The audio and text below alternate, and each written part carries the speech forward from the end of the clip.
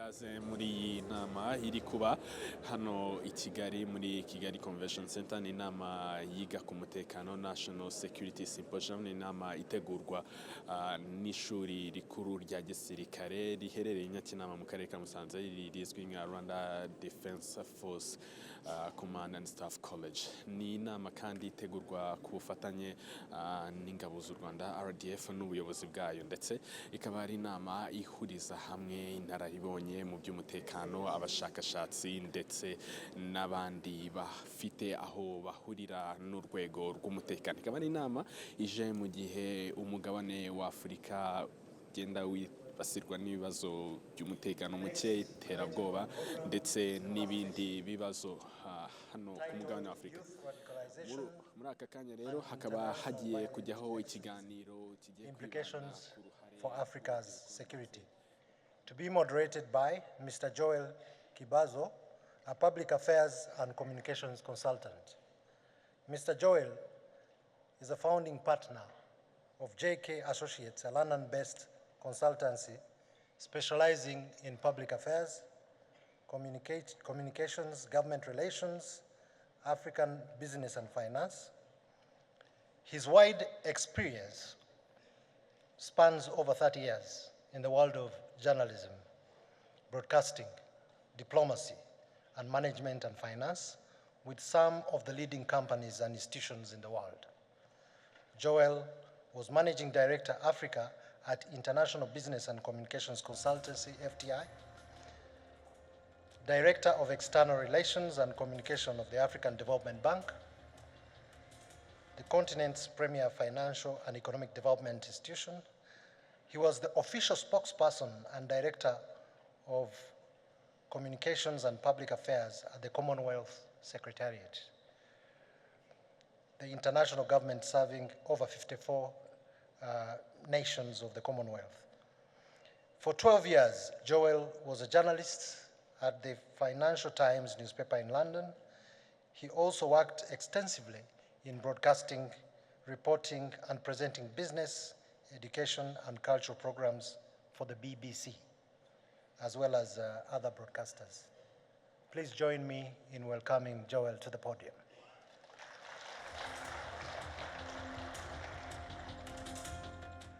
Good morning, ladies and gentlemen. I apologize if I was a little remiss in being here when I was announced. I was just waiting for the cue, which only came slightly later. so, you know. But anyway, very good to be here. My name is Joel KIBAZO, as has been announced, and I have been allowed and given the task of moderating this first session. I want to start with something that stood out to me for this topic. Sub-Saharan Africa has become the global epicenter of violent extremism activity. Now, ladies and gentlemen, just let that sink in, that this part of the world has become the center of global extremism. That statement came from a 2023 report from UNDP, which found that in 2021, almost half of all terrorism-related deaths were in sub-Saharan Africa. More than a third were in just 4 countries: Somalia, Burkina Faso, Niger, and Mali. This was, of course, spread to other countries. For instance, we've seen in Mozambique, as far down south. And all are having a huge impact on lives, livelihoods, and prospects for peace and development. Now, as if that wasn't enough, the radicalization of youth, fueled by social and economic disparities, presents a significant security threat that must be addressed. The figures on youth tell the story.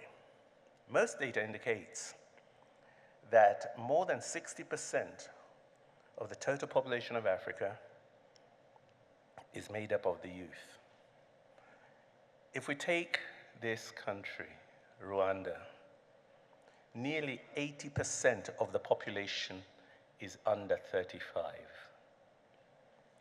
72 million African youth are not in education, employment, or training. You can see the potential for youth radicalization. This is one of the most pressing challenges facing the African continent today. And we will try in this session to not only look at some of the causes, but more importantly, how to counter this youth radicalization and its connection to international violent extremism.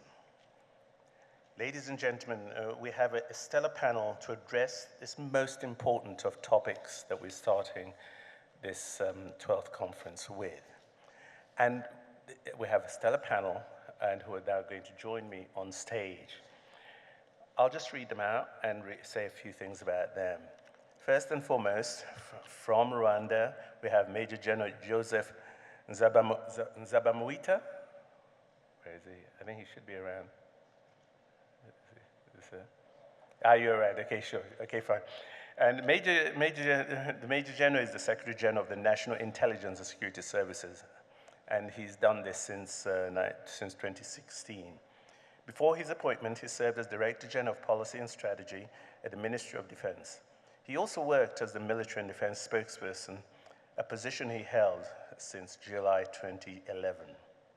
Prior to that, General Minata has served as Rwanda's Defense and Military Attaché in Washington, D.C., and from March 2003 to March 2006, that's when he was based in Washington. We have Nickolay MLADENOV, Director General of the Anwar Gargash Diplomatic Academy based in Abu Dhabi. He serves as the Director of Research and Analysis Department. He has served as the Director there since 2021. His Excellency, he has been in the past the UN Secretary General Special Coordinator for the Middle East Peace Process and envoy to the Middle East Quartet between 2015 and 2020. For more than a decade, he was active in Bulgarian politics. He was also a member of the European Parliament from 2007 to 2009. And he was involved in a number of EU election observation missions, especially one to Ghana in 2008. Our next panelist is Toulu AKERELE, who's really a specialist on sort of research, consultancy, and on defense and issues on sub-Sahara Africa. She maintains an active interest in sub-Sahara African security through actively working for both public and private sector institutions.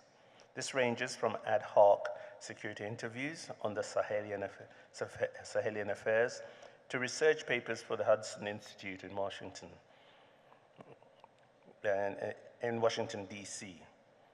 Trends in Islamic ideology, security policy briefs to the Nigerian Army's Research Center, and most recently, a presentation and panel discussion for NATO's COE-DAT.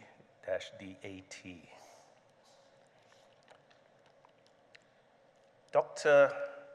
Afzal ASHRAF has worked in the military, government, academia, policy strategy, counter-terrorism, and he's a counter-terrorism practitioner. I was about to ask him what it is he hasn't done. In addition to his advisory roles, he has delivered the national and international policies and strategy. And he has worked in the UK on the national security structures that led on the special political communication narrative analysis and counter-narrative construction tasks. Previously in the Royal Air Force, he was the head of training management, and he continued in the field of education in a couple of the UK's top universities. That's the panel we have. And we're going to, later on, sitting also in the audience, who will join the discussion once the presentations are done, will be Dr. Zenebe BEYENE, who is an associate professor and coordinator of international programs in the School of Journalism and New Media at the University of Mississippi. He specializes in media in conflict and post-conflict societies. So he'll be joining us to make his remarks towards the end.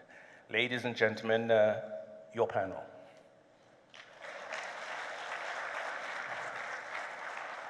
So to start us off, I'm going to ask Toulu, AKERELE, who's going to make, how we're going to run this today is that we're going to have presentations and remarks from each of the panelists as they come up, as they start. After which, there may be one or two questions I might throw at them, and then the next panelist will come on, basically all addressing this particular topic. And of course, then Dr. BEYENE will make his remarks at the end before we open up the session for questioning. And so the idea is that hopefully you will have had a comprehensive look right across the board as laid out by the panelists. So without further ado, Toulu, and your presentation, please, to kick us off this morning. Thank you very much. Honorable Minister, distinguished guests, ladies and gentlemen, my name is Toulu AKERELE, and it is a privilege to be here today to discuss this very important topic of youth radicalization and the effects on African insecurity.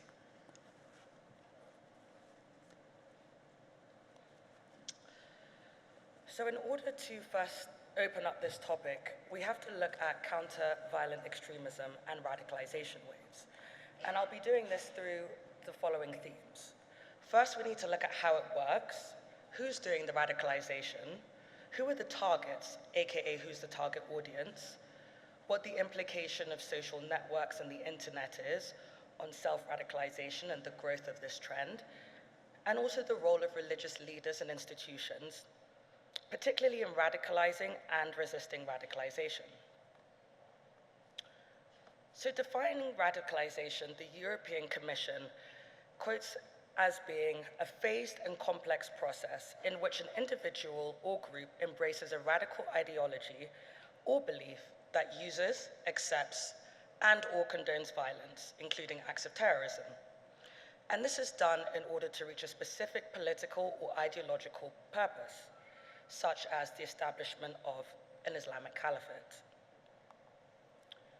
But it's very important when understanding radicalism to differentiate the nuances between Islamic fundamentalists and radical Islamists. So Islamic fundamentalists seek a return to Islamic values and Islamic laws, such as Sharia law, in face of Western modernization. Whereas the second group, radical Islamists, are actually seeking to bring about change through violent means and radical changes. However, should Islamic fundamentalists choose to adopt extremist views and bring about change through violence, they can be deemed as radical Islamists. So let's look at the breeding ground and some of the contributing socioeconomic factors to radicalization. So, as our moderator very eloquently put it, the Sahel is the most terror-affected region in the world. And in fact, there's been a 2,000% increase in terrorism in the last 15 years. And according to the Global Terrorism Index of 2022, there's been a 43% of all global terrorism deaths occur in the Sahel.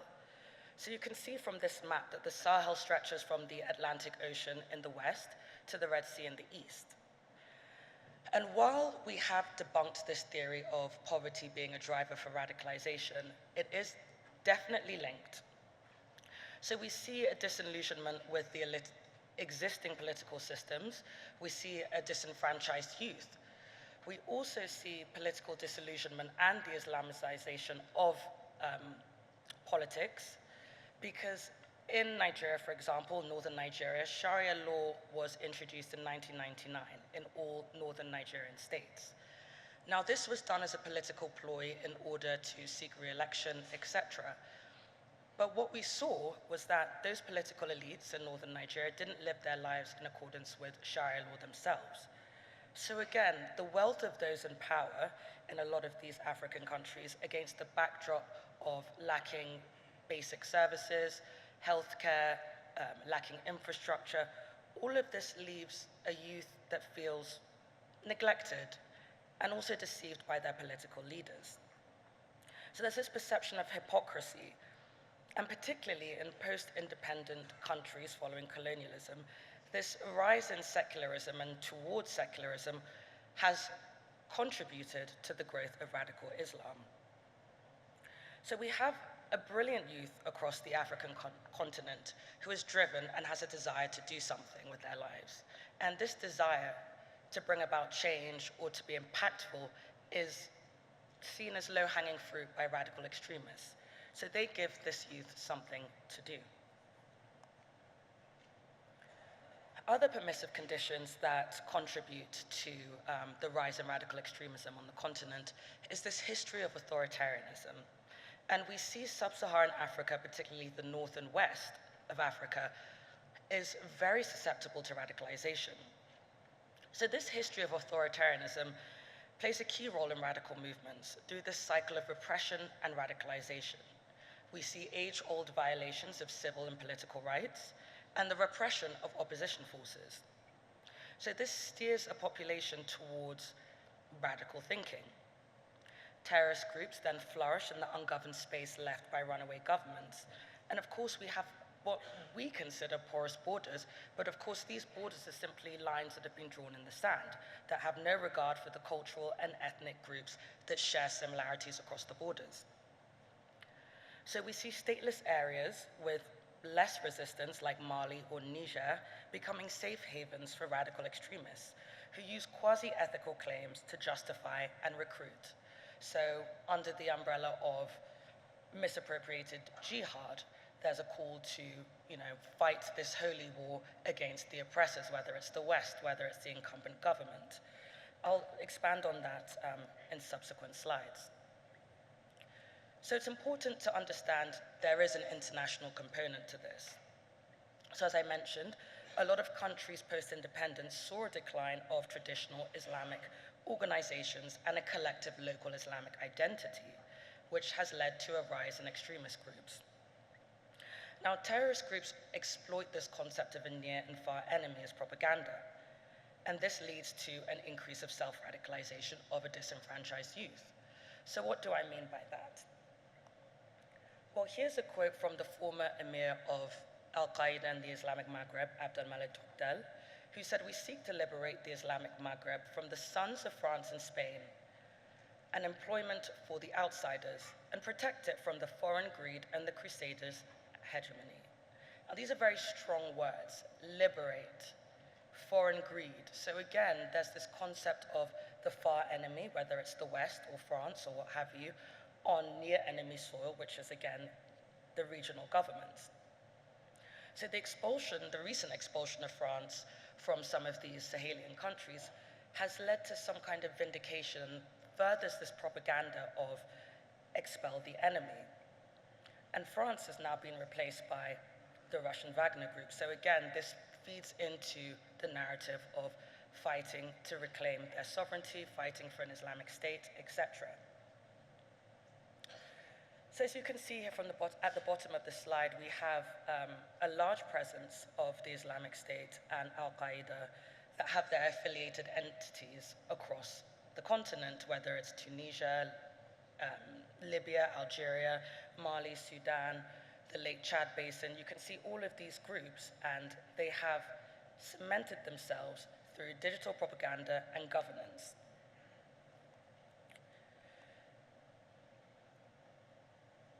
And when we look at extremist migration waves, we also have to consider foreign fighters in the context of neighboring countries. So Dabiq is the Islamic State's, well, it was the English-speaking propaganda magazine. And in 2015, they had a call for those who could not join the fight or who have been prevented from emigrating to Iraq, Syria, etc., to join the fight in Africa. By Allah's permission, Come, O Muslims, to your state, for we call on you to mobilize for jihad and incite you and invite you to emigrate to your brothers in West Africa.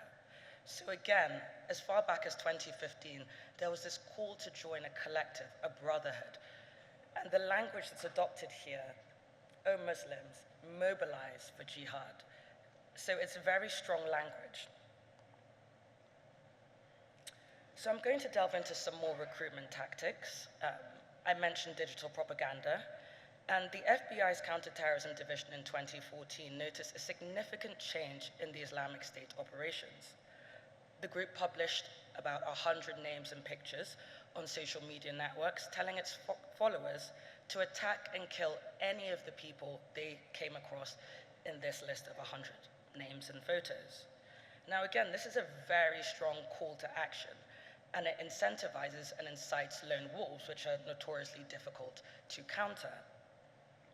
And again, polarizing international affairs such as Israel-Palestine, or even the Danish cartoon Charlie Hebdo, the depiction of the Prophet Muhammad, all of these things join in the narrative of Islamophobia and global oppression of Muslims. So international affairs and digital propaganda all help drive this background of Muslims being oppressed and the need to fight for the collective brotherhood. Now, it's important to note that online radicalization only complements other means and is often seen as the line of least resistance, again, through this idea of brotherhood.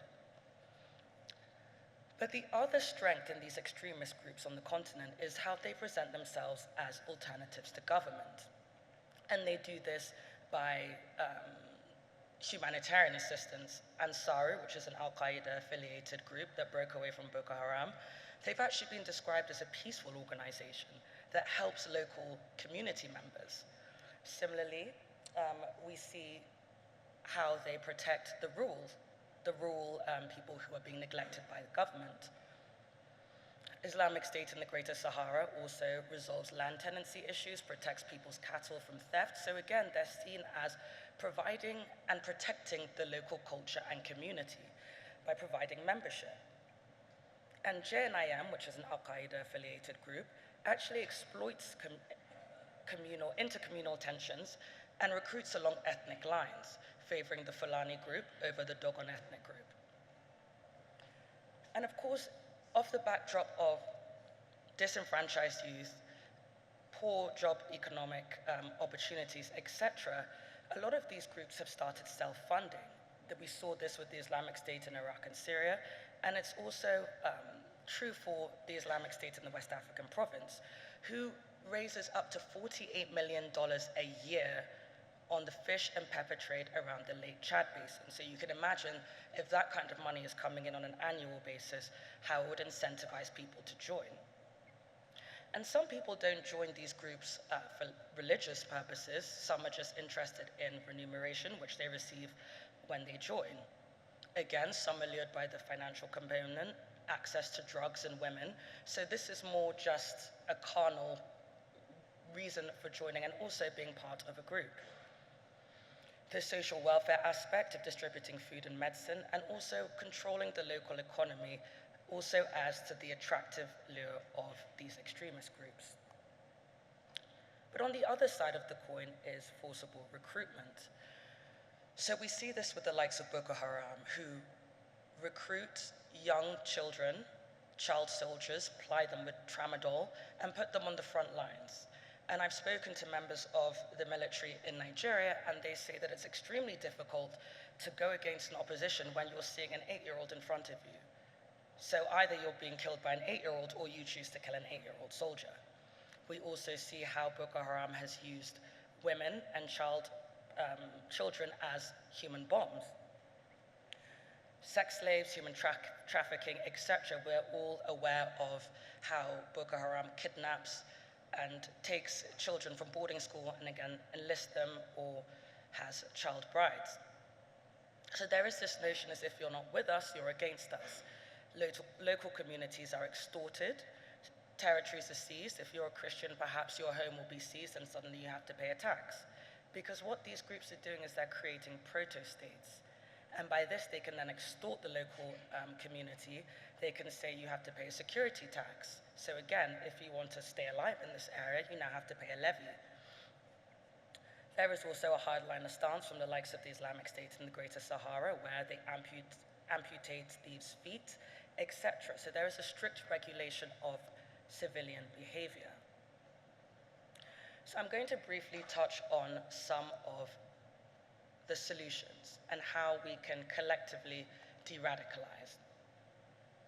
Now, of course, there has to be collaborative thinking. We have to have a solution that's context-specific. There is no one-size-fits-all. There is a very severe fight going on for the hearts and minds as a campaign, and it needs to be countered with asymmetrical warfare. So there needs to be job creation, opportunities for youth to engage the populace, vocational training that will directly result in employment, counter-extremist preaching, modifying cultural narratives to educate the masses and help them be better equipped in face of violent extremism. And while there is a need to focus on community to enhance trust and facilitate information sharing, this is quite difficult given, again, the political background. Now, in terms of religious moderation, there are a lot of things that can be done. In northern Nigeria, we have this system called al-Majiris, where parents send their children to learn about Islam from preachers on the road. But what happens is they end up becoming street beggars, urchins, etc. So instead of abolishing the al-Majiri scheme, perhaps bringing some more structure towards it, having tables and buildings and an actual Islamic education that is not on the streets. Interfaith dialogue. Gender roles play an important role. I taught at some schools in Maiduguri, which again is in northern Nigeria, and the first thing I did was mix the boys and the girls together because the boys were on one side of the room and the girls were on the other side. So again, just having this more integrated approach, engaging traditional leaders. And of course, to build trust within a community is a tall order with the socio-political backdrop. There is a need to build capacity within the Muslim communities, but it needs to start from the understanding that in the West and in non-Muslim majority states, there is a lacking cohesive infrastructure that these states can rely on to solve this problem. And what do I mean by that? So in the West, we see second and third generation immigrants who don't perhaps feel British or they don't feel like they belong there, but they also maybe don't feel like they belong in their Pakistani culture if they've never been there before. So that this leaves them very susceptible and vulnerable to radicalization because they want to become part of a group. They want to feel like they belong. So in a way, we're seeing something similar across the African continent whereby the youth don't feel like they belong. They don't feel like they're heard. They don't feel like they can make any difference. So why not make a difference with an organization that's going to listen to you while you're fighting for a seemingly legitimate cause? So again, governments need to differentiate between helping these Muslim communities build capacity and using those communities for intelligence gathering. And part of this is a bottom-up grassroots approach, which involves preachers, parents, teachers, and street workers, but equipping them with some basic psychological training so they can spot early warning signs and early recognition of radical thought, and counter it with cordiality instead of force and integration. Another approach is legislation. So having this multi-pronged approach from different angles, like Morocco and Saudi Arabia, can help. In the UK, the Terrorism Act of 2015 places a statutory duty on specific authorities to prevent people from being drawn into terrorism. One such group is PREVENT, and they have 3 objectives. In the interest of time, I won't go into detail, but perhaps we'll discuss in the panel. But unfortunately, PREVENT is distrusted by a lot of Muslims in the UK because they're seen as simply infiltrating these communities to gather intelligence. So again, this is a reminder to tailor these de-radicalization programs to the cultural, historical, and political circumstances. And of course, in the era of misinformation, internet-based de-radicalization still has a long way to go, particularly when faced with the sheer amounts of propaganda that's being disseminated, and again, of course, with international affairs playing a contributing role. So there's a need to ramp up these critical thinking skills of the populations, so they're less vulnerable to radicals. And they'll be able to critically engage with the understanding arguments that support this extremist narrative.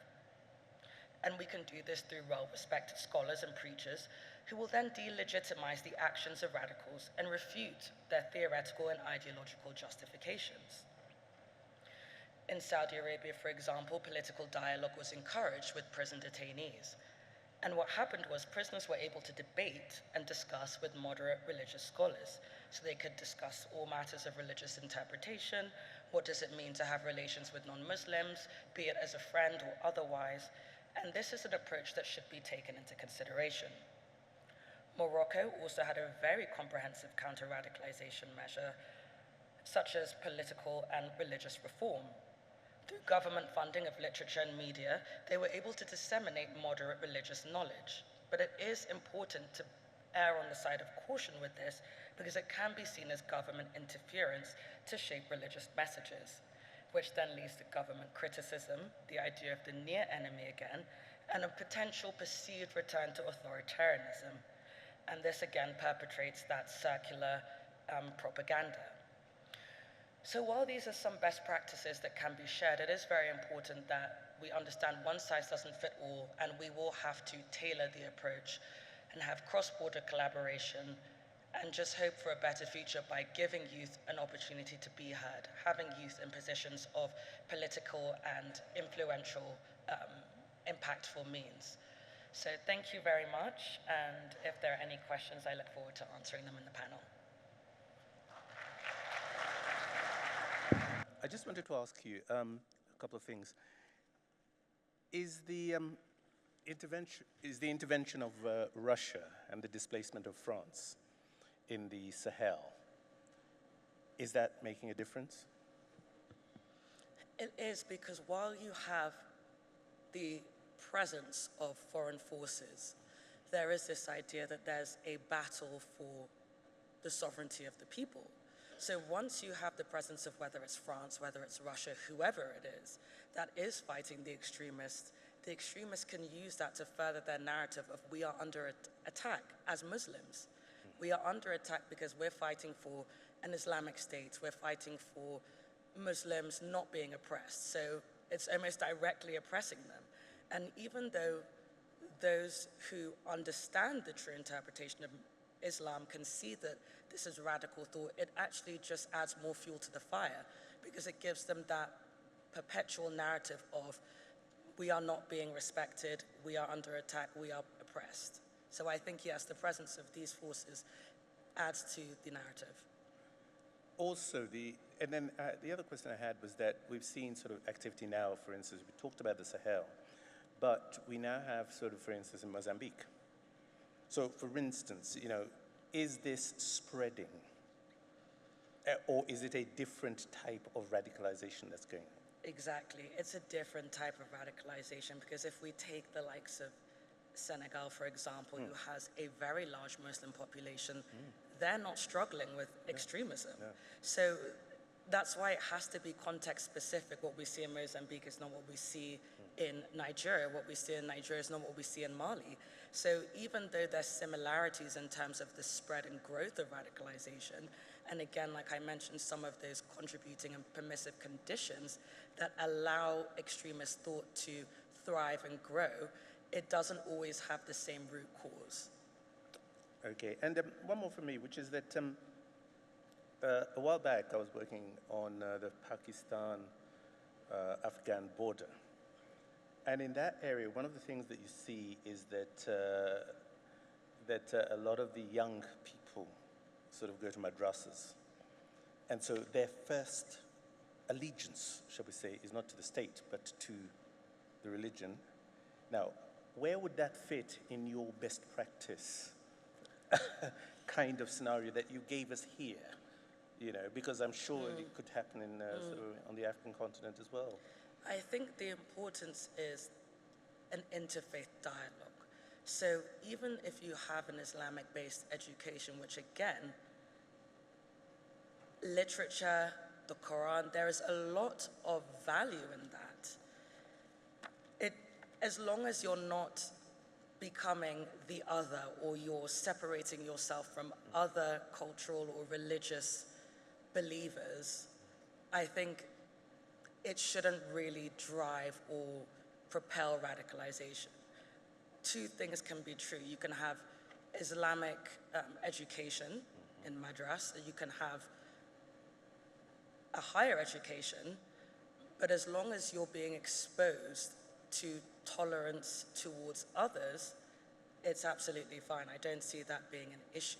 But again, it all depends on what the state is doing. Are there absentee governments? Is there corruption? Is there job opportunity? All these things help and also can be a hindrance. So it's a combination of a lot of other contributing factors, I would say. Thank you. Thank you very much, Toulu. And there will be an opportunity for all of you to sort of throw some questions at her a little later on. But I'd like now to call on Major General Joseph NZABAMWITA to sort of make your remarks. Yeah. The Chief of Defense Staff, sir, Your Excellencies, service chiefs, heads of security organs, our guests, good morning. Let me first of all thank the panel and the first panelist who gave a very good overview of the situation. Mine will be a provocative session so that we should be able to engage into discussions.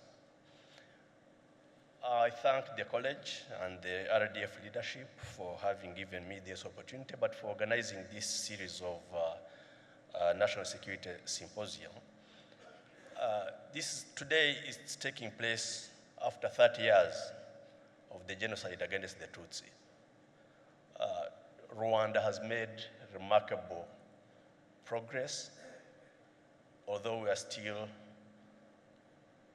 grappling with the effects of what went through in 1994. And what went through in 1994 actually has a very direct relevance to the topic that we are discussing today. In 1994, we saw a genocidal government that involved the whole society of Rwanda to kill ourselves. We had radicalization, and we had youths that were organized into killing machines, especially the Interahamwe. Today, these very genocidal forces are in existence, and they still pose a threat. Again, we meet today when the world is undergoing tectonic changes. If you look at the global situation today, there's global power, superpower competition. There's no cooperation. It's as if we are actually rewriting a new global order, from unilateralism to multilateralism. So with all these changes, Africa definitely has got to feature somewhere. And how does it feature? It's as if we don't count on the global stage. We are just looked at as a continent where the whole global competition is for resources on the African continent, or we are viewed as a continent whereby there are national security threats to all these other countries, especially from the global north. So where does that leave us as Africans? That's why I indicated that the college, the RDF, organizing this National Security Symposium is very important for us as Africans, and also our colleagues that are actually participating. Because at the end of the day, the African continent will continue to play a role on the global scene, whether positively or negatively. To understand today's security challenges, especially this very topic of youth radicalization and violent extremism, we need to reflect back what are the underlying causes? Why has this continent been what it has been?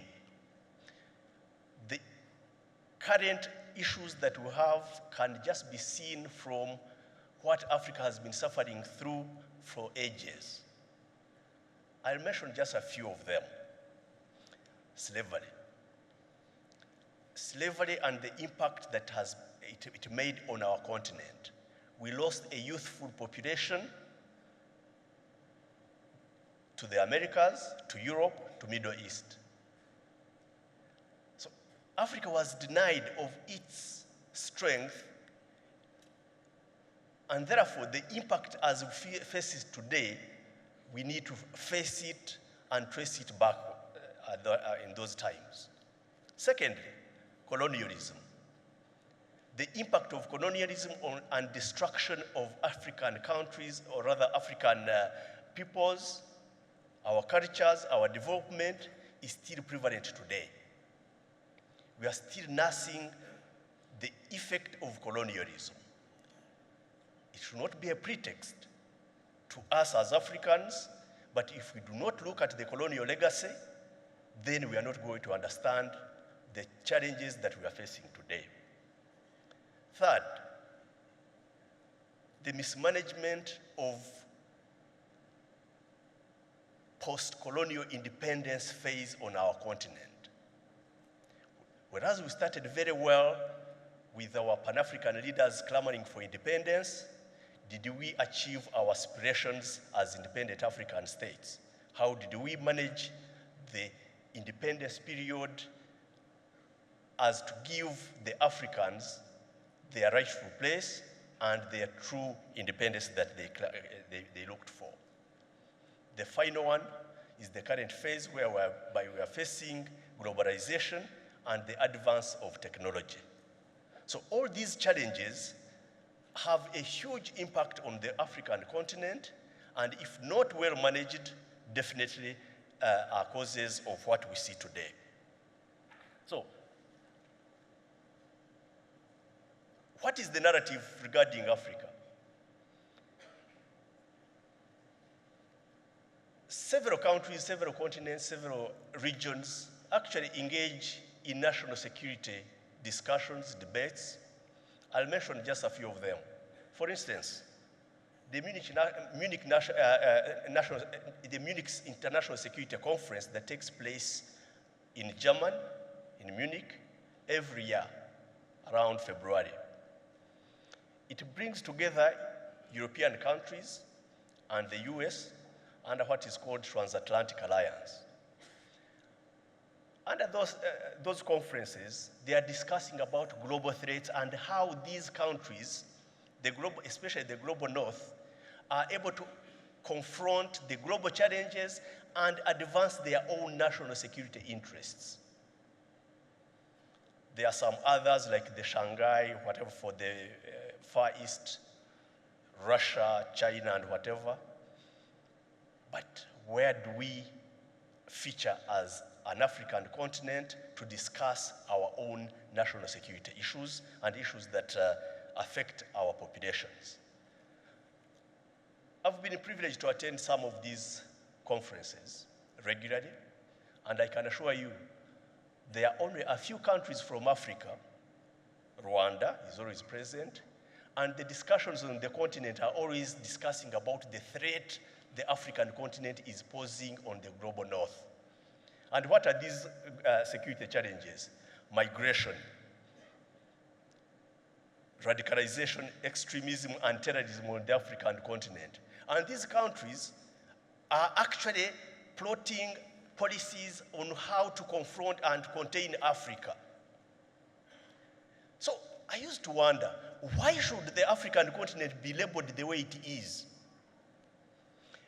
I'm using the Munich Security Conference as an example. If you go into the academia, if you go into the media landscape, the African continent is always taken as that continent whereby you are either going to get resources or to contain the security threat that is coming from there. How do we contain the Africans? At the end of the day, we as Africans also parrot the same narratives that are being propagated from the north. So it's true there are definitely challenges on the African continent, and my sister highlighted all the issues very well academically. But you ask yourself, which continent does not have these challenges? If you go to Europe and you look at the populism and the advance of political parties and governments that are going towards the far right, looking at petty nationalism, there is no difference between that kind of populism and the way African continent and African governments are actually becoming more tribalistic. But when we are talking about the African continent, we portray it as the worst continent. No, it's not the worst continent. There are very positive aspects on the African continent.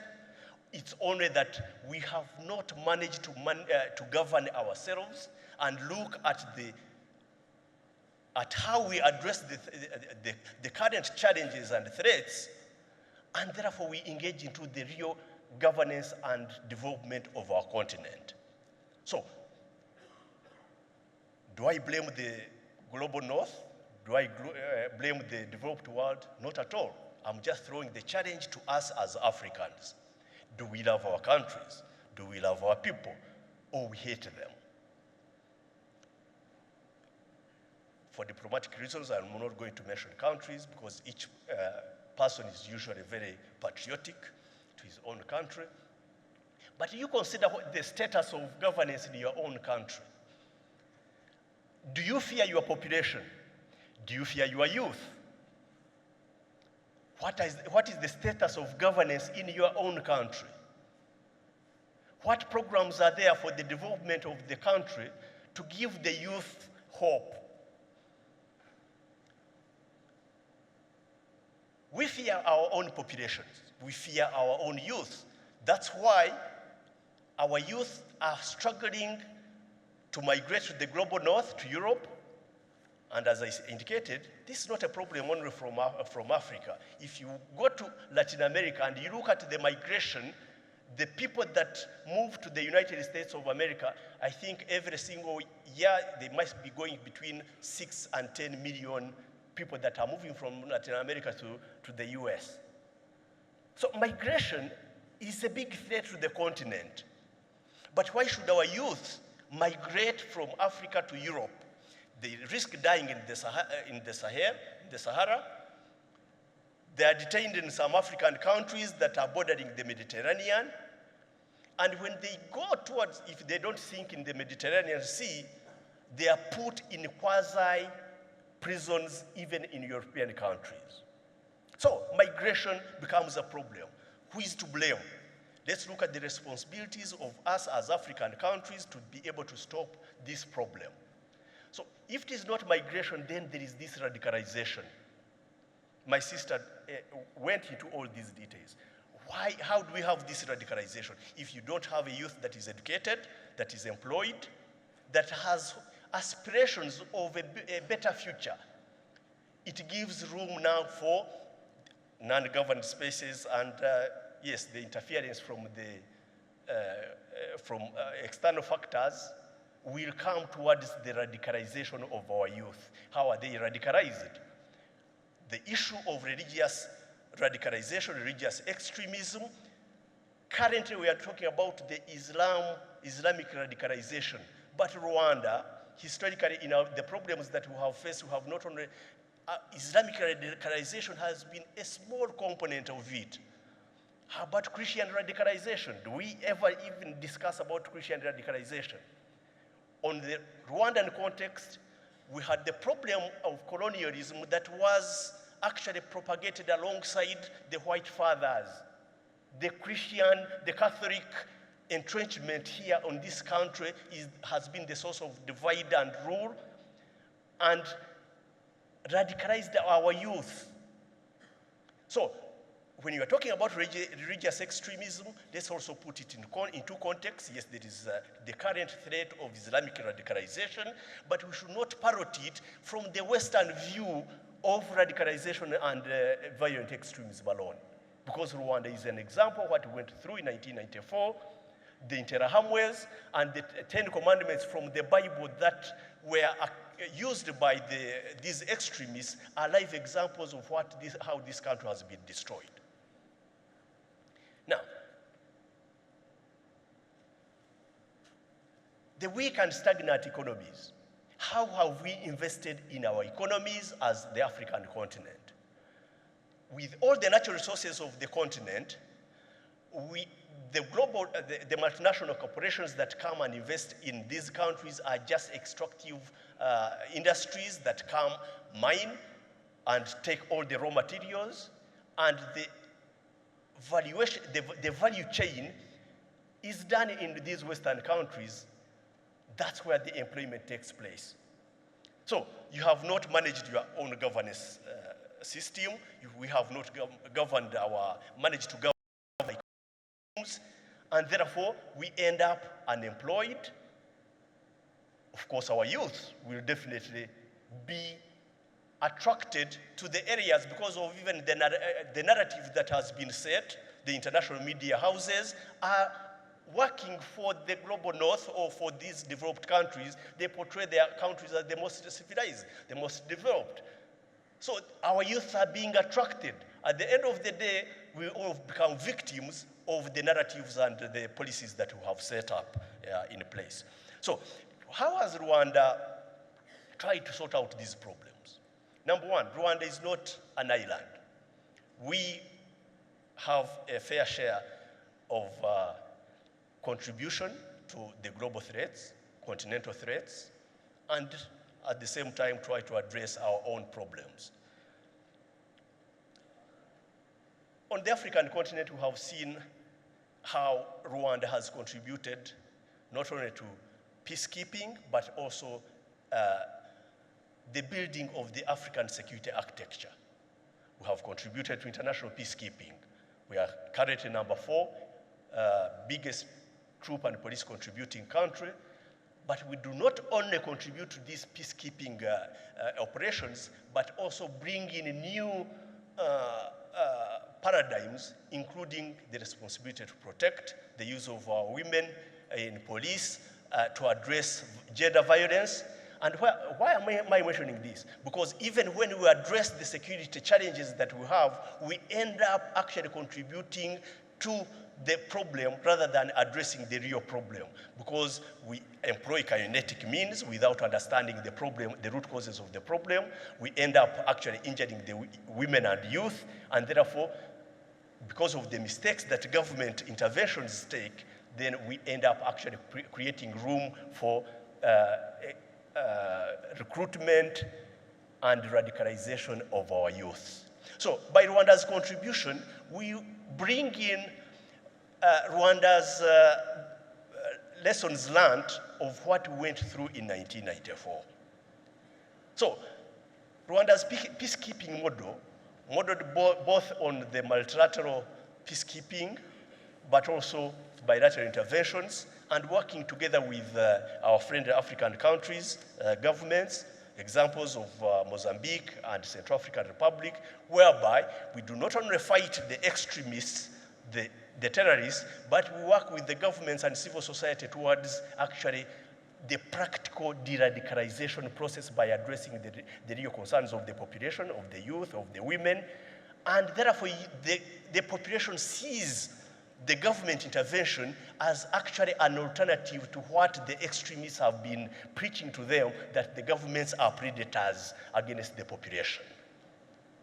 So this is one of the lessons of Rwanda's contribution. The second contribution, in 2019, when we had a huge population, Rwandan population for sub-Saharan Africa moving towards Europe, many of them dying in the Sahara, some of them being caught up in the Libya situation, Rwanda worked with the African Union, and we agreed that, you know what, other than these African youths, either being in detention centers or mistreated or dying in the Mediterranean, why can't we actually bring them to Rwanda, and then we build a better way of processing these people? Since 2019, we have received thousands of these youth and work with our Western partners who process relocation to Europe or to Canada, to the US. Even recently, we have seen some going to Australia. So this kind of example, if it can be emulated by several other countries, on top of addressing our own governance problems, our own economic shortfalls, should be able to give another hope to the African youths, but also prevent the radicalization and its impact. Currently, we are in discussion with UK on the UK-Rwanda migration deal. The way it is being portrayed in the media, it's actually as if Rwanda is the one that is in the dock. Yet, the UK approached Rwanda. We said, okay, if you cannot actually host these people, Rwanda would be ready to host them in humane conditions under international law, but you are also going to bear the cost. The UK says, yes, we are going to bear the cost. And what does this cost include? It includes the livelihood of these people, but also the employment of these youth and other professionals that the continent is actually losing to Europe and to UK. So these models, including others like where we are seated today, investment in infrastructure. If our continent has not invested in infrastructure, Rwanda as a small country, the leadership has decided to invest in infrastructure that are going to be a catalyst for the employment of the youth. Not only do we host the international conferences, but we are now moving towards sports infrastructure whereby you include the hopes of youth, the magnitude of youth that should go into the sports industry, the cultural industry. If you can be able to have this kind of infrastructure, and then you host global sporting events. As we speak, we hold this National Security Conference, we are going to host BAL, the Basketball Africa. Now, if we can bring all the African youth in terms of competitions, in terms of employment, then this is a practical way of actually drawing the youth away from radicalization, from being exposed to these negative tendencies, to the actual aspirations of the youth, and which also end up actually giving employment to the countries, development of our countries, but also an effective way of deterrence. Youth Connect, the current Youth Connect, whereby we want to bring all our youth, African youth, together. We discuss our own problems. We promote civic and socio-economic development. Then we have several other programs, Rwandan Youth Volunteers, Arts Hands, investment in the culture, Youth Connect, and other programs, by even investing in academic infrastructure that should also be relevant to the current job market and the global changes in technology. So I want to end up by commenting about a few things. Recently, just last week, Rwanda hosted CEO Forum. We had several presidents and chief executives from the world, including from the continent. Just seated here on this panel were two people. One was Dangote, Aliko Dangote from Nigeria. He's the richest man on the continent. He was also seated with Patrick Peyo, the CEO of Total. What struck me is that Aliko Dangote said that he needs 35 visas to move on the African continent. 35 visas. In other words, Aliko Dangote, the billionaire, has got to go to each and every country embassy to apply for a visa so that he comes to your country to be able to invest. The CEO of Total might not need any. So what is the problem with us Africans? Not only do we fear our own people in our own countries, but we fear our own brothers from our neighboring countries. What has Rwanda done? We've abolished visas. You can just come to the international airport, anyone from anywhere from the world, you get your visa and come and enter into Rwanda. Rwanda has been championing this. We had a recent AU conference in West Africa regarding visa regime.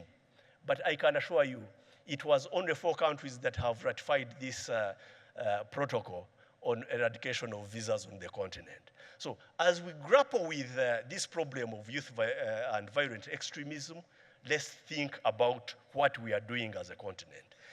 Our neighborhood here, the Eastern DRC, we have all these, what I have mentioned,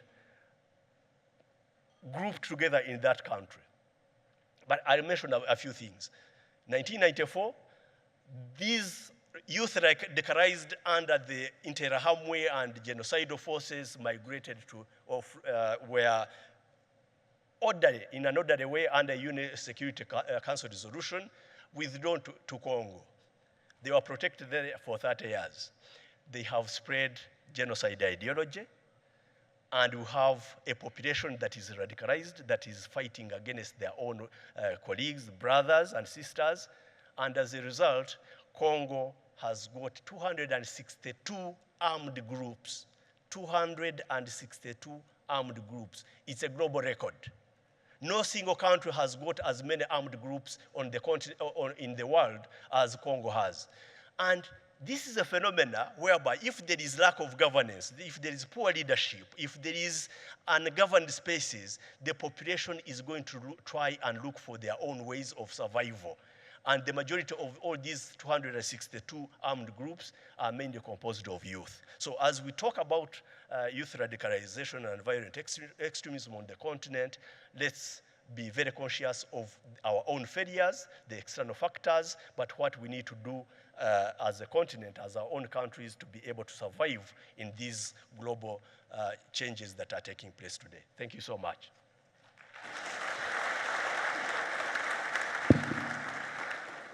Thank you very much, Major General. Just one question from myself. You talked about, the narrative. Now, can I just ask you, is it not up to Africa to really construct that narrative for itself, instead of worrying about what the US, what the UK says about us? Why is Africa not, having its own narrative? Absolutely. The onus is on us to build our own narrative as much as the onus is on us to build our own countries and continent.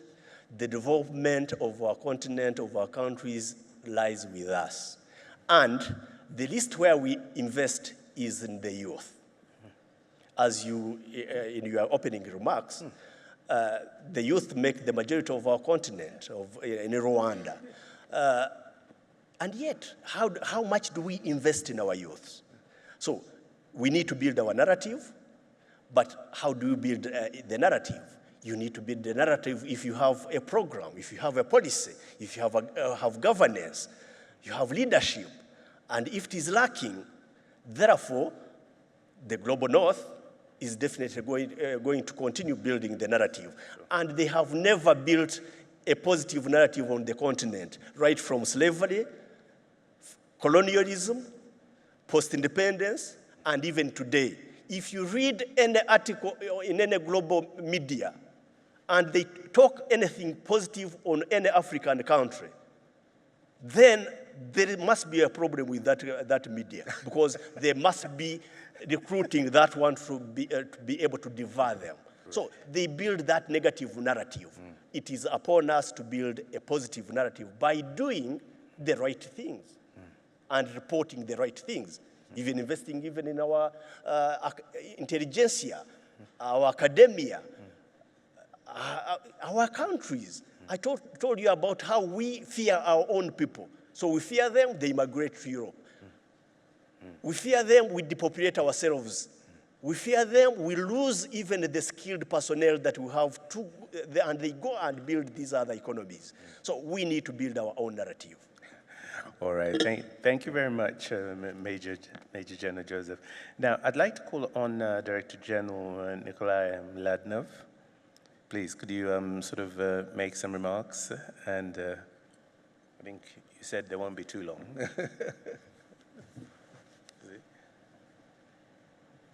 Thank you very much for this opportunity. And first of all, let me recognize the Rwandan Armed Forces, the Ministry of Defense, and the government of Rwanda for actually organizing this symposium and for making sure that it starts with a topic that is vital for Africa, and that is the question of youth and radicalization. In Europe, when you talk about the two things together, you usually see them as a threat from the outside. But I firmly believe that in Africa, the fact that African governments, African security services and forces are talking about them first is because there is a growing realization that youth radicalization on the African continent is first and foremost a threat to Africa itself and the African people. I start with this because I want to put what was said in the first presentation in a bit of a broader context. Indeed, the numbers in terms of the threat of terrorism in the Sahel are shifting from the Middle East to the Sahel in terms of the number of people that are killed and the number of incidents. But I want to put that in a bit of a broader context and address a question which was raised also by the Major General, that outside of Africa, the world does not talk about Africa in a positive way. And the reason that that is happening is because the world, particularly in the North, in the global North, fails to see that the future of this century will be written by the people of Africa. By the end of the 21st century, according to the United Nations, the population of sub-Saharan Africa will be 4.5 times larger than China. 4.5 times larger than China. It will be young, it will be dynamic, it will look for opportunities, and yes, you can say that there's a huge risk of radicalization, but yes, you can also say that this is a massive opportunity for Africa's future. The world of the future of this century until the end of the 21st century will not be defined, I'm sorry to say, by the people sitting on this panel, because we are all above the average age group of not just Rwanda, but many other countries in Africa, but by the youth. And they will have to deal with a world that is becoming increasingly complex. Climate, as the Minister of Defense said in his opening remarks, is a challenge that is becoming more and more pertinent to everyone. It is no longer possible to talk about the threat of climate change. We now need to look at how we adapt to the changing climate, how governments will have no choice but to spend more money on adapting to climate change. And this will affect their policies, this will affect their ability to invest in development and invest in the youth. Most recently in the COP28 summit in Dubai, a historic declaration was achieved. And that focused on the link between climate and conflict around the world. And many commitments were made at the COP28 in Dubai, and one of those commitments was to tackle that challenge. But in Africa, on a daily basis, particularly with pastoral communities, we see the link between climate and conflict, and how climate is changing, and that affects both conflict, radicalization, and the prospects for youth. So the world of the future will have a young population that will deal with a complicated climate crisis, but it will also deal with an economy that is very different from the economy to which we are used to today and to which we've been used to in the past few decades. Just between 2010 and 2023, the number of trade barriers between countries has risen from 250 to a staggering 2,500 trade barriers that various countries have put in front of trade to other countries. Now, this ranges from high-tech to agriculture to sanctions to you name it.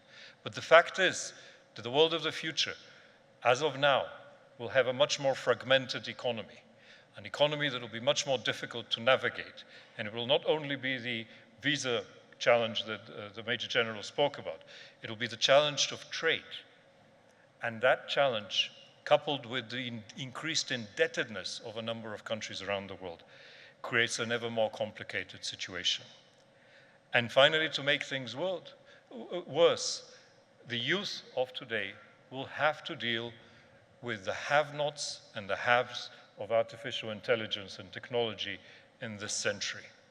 Because the changes there are so rapid and advancement is so intense that the next division will be not just between the North and the South, between the East or the West. It will be between those who have access to technology, artificial intelligence, and those who do not have access. And the race to that end will be critically defining for the future. Now, in all of this, I think we have also to understand that these are not just threats. This is reality. This is the reality of what we're facing. But in that reality, particularly for the youth of Africa, it is critically important to address how the next generation of leaders is prepared to tackle these challenges. Now, I come from Bulgaria, and yesterday I visited the memorial. And in that memorial, I was struck to realize that at the table on which in 1880, 1878, Rwanda was handed over to Belgium, my country was also split in 5.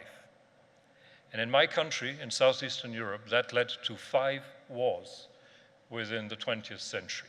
These 5 wars were devastating, and I hope we have learned through that history that we need to move forward. Just as other parts of the world need to understand that history cannot be undone, but the future needs to be written by us. And looking at the youth of the future, I think it's very important to understand that, not just what are the drivers of radicalization that happen, but what is the environment in which these young communities, particularly in Africa, get radicalized. In 2013-14, I was the UN Secretary General's representative for Iraq. And I saw with my own eyes how the protests that young Iraqis took to the streets because they had legitimate demands were radicalized and taken over by Al-Qaeda. Soon after that, we saw what happened in Mosul with the invasion of the Islamic State, which went through a very systematic process of decimating communities in the north of Iraq, particularly because they were, 1, disenfranchised, 2, impoverished, 3, run by corrupt politicians, 4, they had no participation in their own security, and 5, they were vulnerable to radicalization. These trends that we saw then in Iraq are repeating themselves again and again in the Sahel. And we have no excuse, none of us, politicians, security, diplomats, media, experts, none of us have excuses to say that we are not seeing what is happening now, because the pattern is there, and the pattern can be repeated elsewhere, and it can become even more dangerous than what we've seen in the past decades. There needs to be a focus on education. There needs to be a focus on prisons, which we haven't talked about until now, because prisons are one of the most vibrant environments for radicalizing youth. There's a need to focus on development. There's a need to focus on economic opportunities, issues that have been addressed, but there's also a need to focus on what are still security operations against terror groups that threaten state institutions. So, in fact, if we want to look at how we de-radicalize how we reduce the risk of radicalization of the youth. We need to look at where the propaganda comes, who are the carriers of these propagandas, who preach it.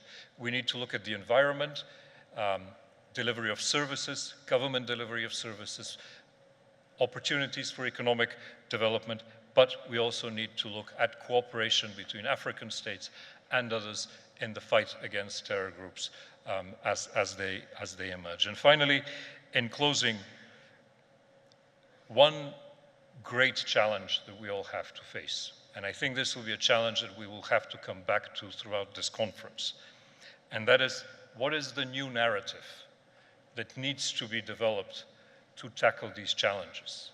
We know the narrative of the extremists. They dehumanize people. They separate them.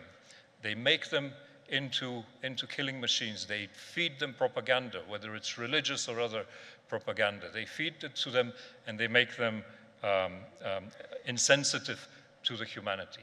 But what is the narrative of development and the narrative of the future that we will provide to the next generation to come forward?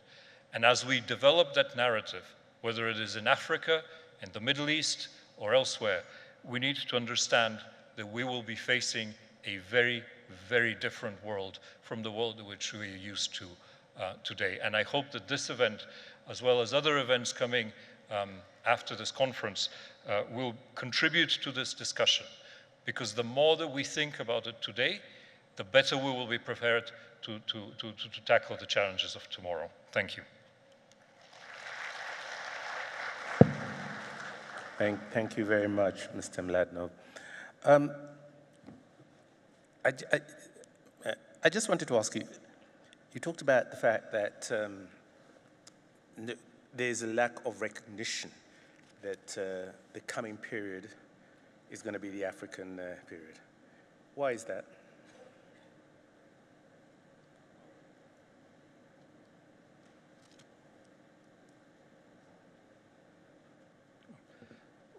First of all, it's because nobody wants to admit that. And secondly, because I think it is far easier to look from the global north to Africa as a sort of threat than as a source of ideas of how you resolve problems.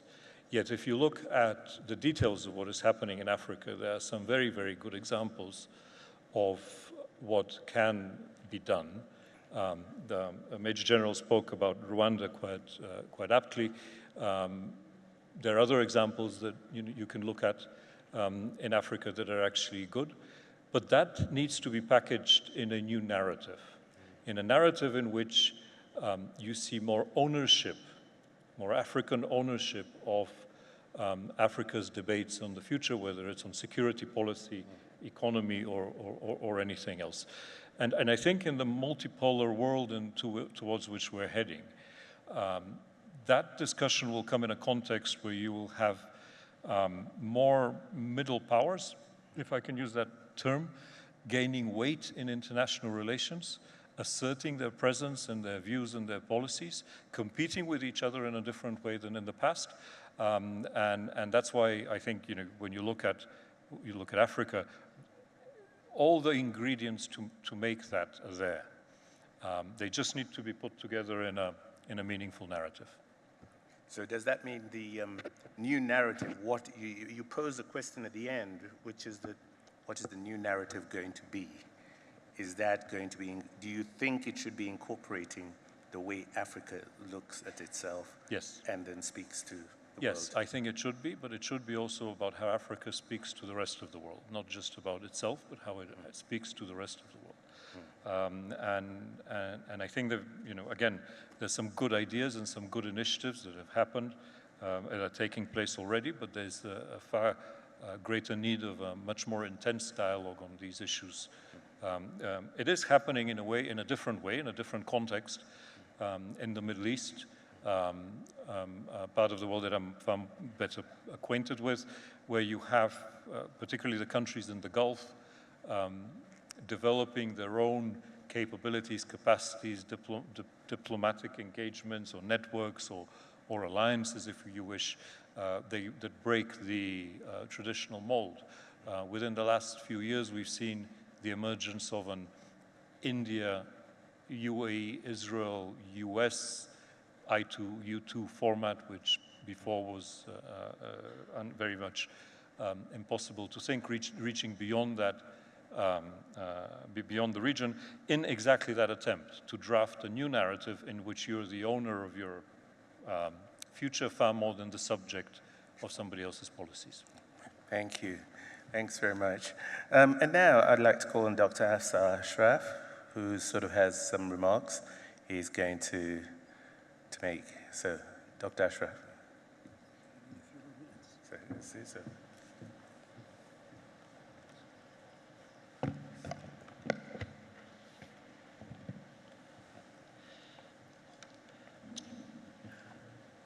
Ministers, Excellencies, Generals, ladies and gentlemen, it's an immense honor to be here today, to be asked to speak to you.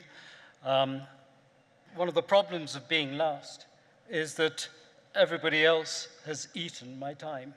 And so I'm going to have to speak a little faster and a little more briefly than I would have liked. What we heard very interesting and important and impressive comments on the use of terrorism and youth radicalization. They're all relevant and detailed expert knowledge. So I want to confine myself to what I would describe as the grand strategic context of terrorism and radicalization. It's what I call the global of terrorism, and that's a word I've made up. And it's a combination of the word global and local. And what that means, I hope I can describe in a book that I've yet to write, which I hope you will buy. But in the brief time that I have, I want to constrain simply the relationship between the local factors, which we have heard described in some considerable detail, and the global politics of the world, how they interact. Let me begin by giving you a very simple and clear message, what we in the UK call the bottom line up front. And that is, African countries need to and should develop their own understanding of what terrorism means, how it originates, and how it is sometimes supported in the interests of global politics. Let me repeat that. African countries need to and should develop their own understanding of what terrorism means and how it originates and how it is sometimes supported in the interests of global politics. Now, these global interests are often run counter to the national and the regional interests of African states, with devastating consequences for the lives of ordinary African citizens. Now, this of course does not mean that African scholars and experts should stop learning about counterterrorism from Western countries, where a great deal of research and study has been carried out. And I'm pleased to see that young African talent such as Ms. Toulu is doing just that. What most military people will know is that tactical success does not lead to success in an outcome of a conflict if the strategic and the grand strategic policy is flawed. And that is the area that I want to discuss, and particularly the thinking that confines the way we think about strategy and the grand strategies involved. I want to briefly explain how understanding of terrorism in Africa has been shaped by its modern origins in the Western world. I will then discuss how terrorism has transformed into an instrument of global politics, and finally, how the study and understanding of terrorism is confined to an increasingly narrow perspective due to the dominance of Western academic and political perspectives. Now, my thoughts are based on a quarter of a century of study and over a decade of counterterrorism policy, strategy, and implementation, and also on field work involving interviewing several dozen Al-Qaeda and ISIS prisoners in Central Asia. In short, the time that I have, I may make some leaps of detail and reasoning, and I hope that you will use the questions to help me fill in any gaps or confusion that I cause. Now, terrorism has always existed in history, but our modern understanding of terrorism in turn comes from the French Revolution, where it was used as a positive sense, as an instrument of state security and subversion. This instrumental use was adopted by anarchists who operated globally even over 100 years ago to fight against the international order of the time. I hope that has a resonance with what we've heard just now. These anarchists carried out several assassinations and acts of violence in Europe, in Asia, and even in the US. They managed to assassinate some US presidents. So from the outside, terrorism has been an instrument of international politics. Its first use as a form of mass murder of civilians occurred before the Second World War, when the Luftwaffe designed aircraft specifically to terrorize civilians by adding sirens to cause screams as they dive-bombed the citizens of Guernica in Spain. Winston Churchill, at the end of the war, described the RAF's policy of bombing as successful terror bombing and admitted that it was presented under a different pretext, in other words, not terrorism. So the label of terrorism was, by then, publicly a negative term, but privately accepted as an instrument of conventional war. And we all know, of course, that the USA used atom bombs in Hiroshima and Nagasaki, leading to the slaughter of nearly 200,000 innocent civilians in a bid to demonstrate their awesome military might to would-be competitors. Now, nothing can eclipse the horrors of the Holocaust in the Second World War, but I think the use of nuclear weapons in Japan is probably the first case of what I would describe as genocidal terror. In the years immediately following the Second World War, terrorism began to be used as an instrument of anti-colonial warfare, or what was called independence struggles. The Jewish terrorist group, the Ogun, and the Stern Gang carried out bombings and assassinations against British targets, some of which included civilians, such as in the King David Hotel in Jerusalem. They successfully managed to achieve British withdrawal from Palestine and speed up the establishment of the State of Israel. Now, you will, of course, know several examples in Africa and in Asia where liberation movements have used terrorism as a means of asymmetric warfare in their attempts to achieve independence. Acts of terrorism by these movements were used by colonial powers as justification for repression and abuse to an extent which frequently eclipsed and exceeded the horrors that were committed by the original acts by the terrorist groups. What happened in East Africa with the Mau Mau at the hands of the British is just one case in point. Therefore, the counterterrorism activity, the label, has also been used by great powers as a pretext for colonial and neo-colonial repression. In certain situations, colonial powers directly or indirectly supported terrorism by one group against another to maintain a national and regional dominance. Nowhere was this horrific, or the outcomes so horrific of this policy and so vividly and painfully demonstrated as in this country in Rwanda 30 years ago. The French pitted the artificially created tribes artificially created by the Belgians against each other as a form of colonial control. And as mentioned, I think, in some detail by General Joseph earlier. What started off as terrorism ended up as genocide against the Tutsis. Again, it is not my intention to talk about the genocide, but let me first acknowledge Professor Hazel Cameron in the audience, who has done some impressive research into identifying the French involvement in the atrocities committed on this soil 30 years ago.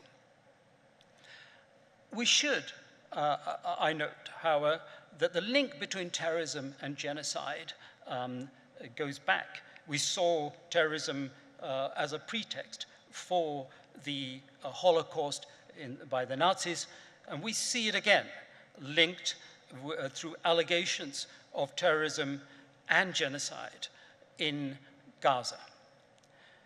The anti-colonial struggle coincided with Cold War, where both sides supported terror groups against each other in the form of proxy warfare. This was particularly the case in South America, Africa, and Asia. I don't have figures, but I think we can confidently assume that millions of innocent lives were lost. They were not important enough to be counted. In the Iran-Contra affair, we realize that this game of global influence and power is not always overt. It is often covert. It is often illegal, even in this case, under American laws, and so secret that even elements of the American government were unaware. Now, there are several effects of this increasing use of covert activity by major states. One is that by hiding their own support for terrorism, the terrorism label is used as a means of discrediting and delegitimizing the other side's case for a just outcome. Another effect is that the states supporting terrorists are labeled state sponsors of terrorism and so delegitimized and discredited in that way. Initially, it was the Soviet Union, and then subsequently other states such as Iran, Russia, Pakistan, North Korea, and occasionally India are some of the states that are labeled as state sponsors.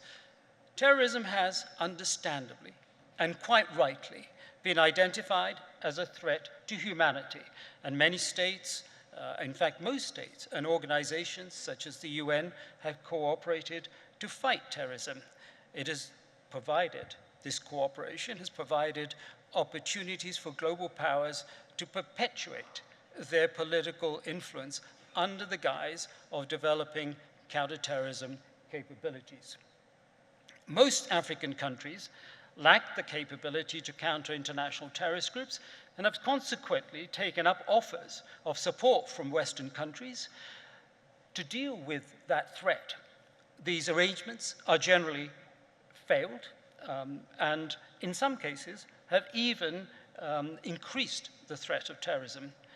Recently, African states have learned that the armed forces of global powers are primarily an instrument of their foreign policy, and their priorities are dictated by the national interests of those countries rather than the national interest of the countries that they are supporting.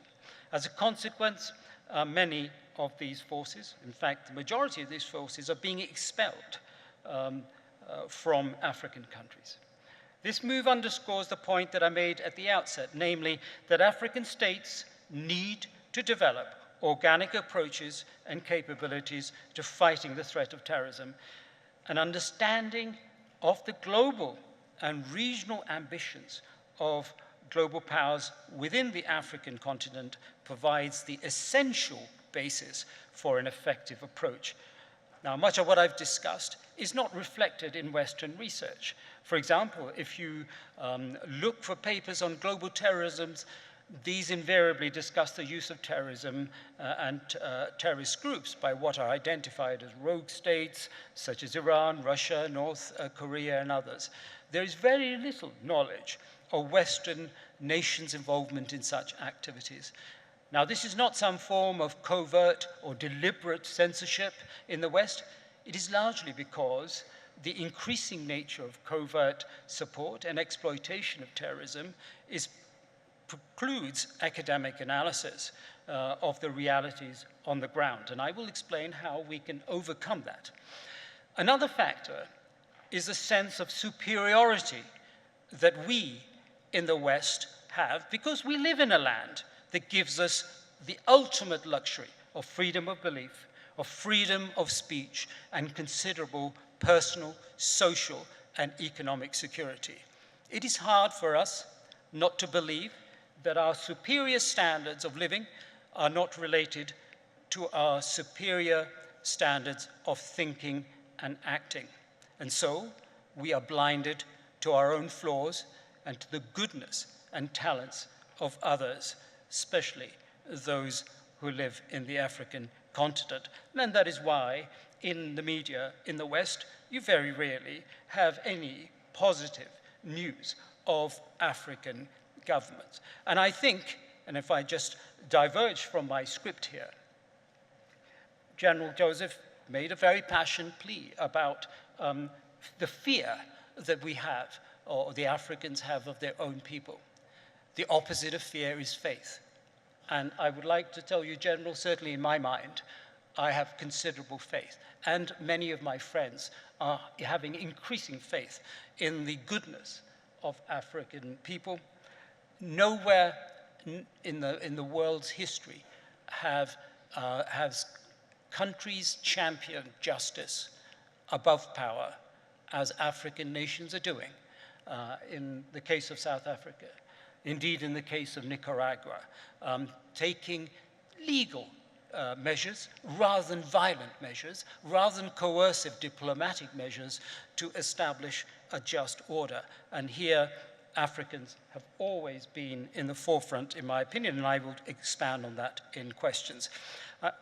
Here I want to discuss briefly my own research, where we were able to successfully find out how young people were radicalized, recruited, and mobilized in terrorist groups, specifically in Al-Qaeda and ISIS in Syria.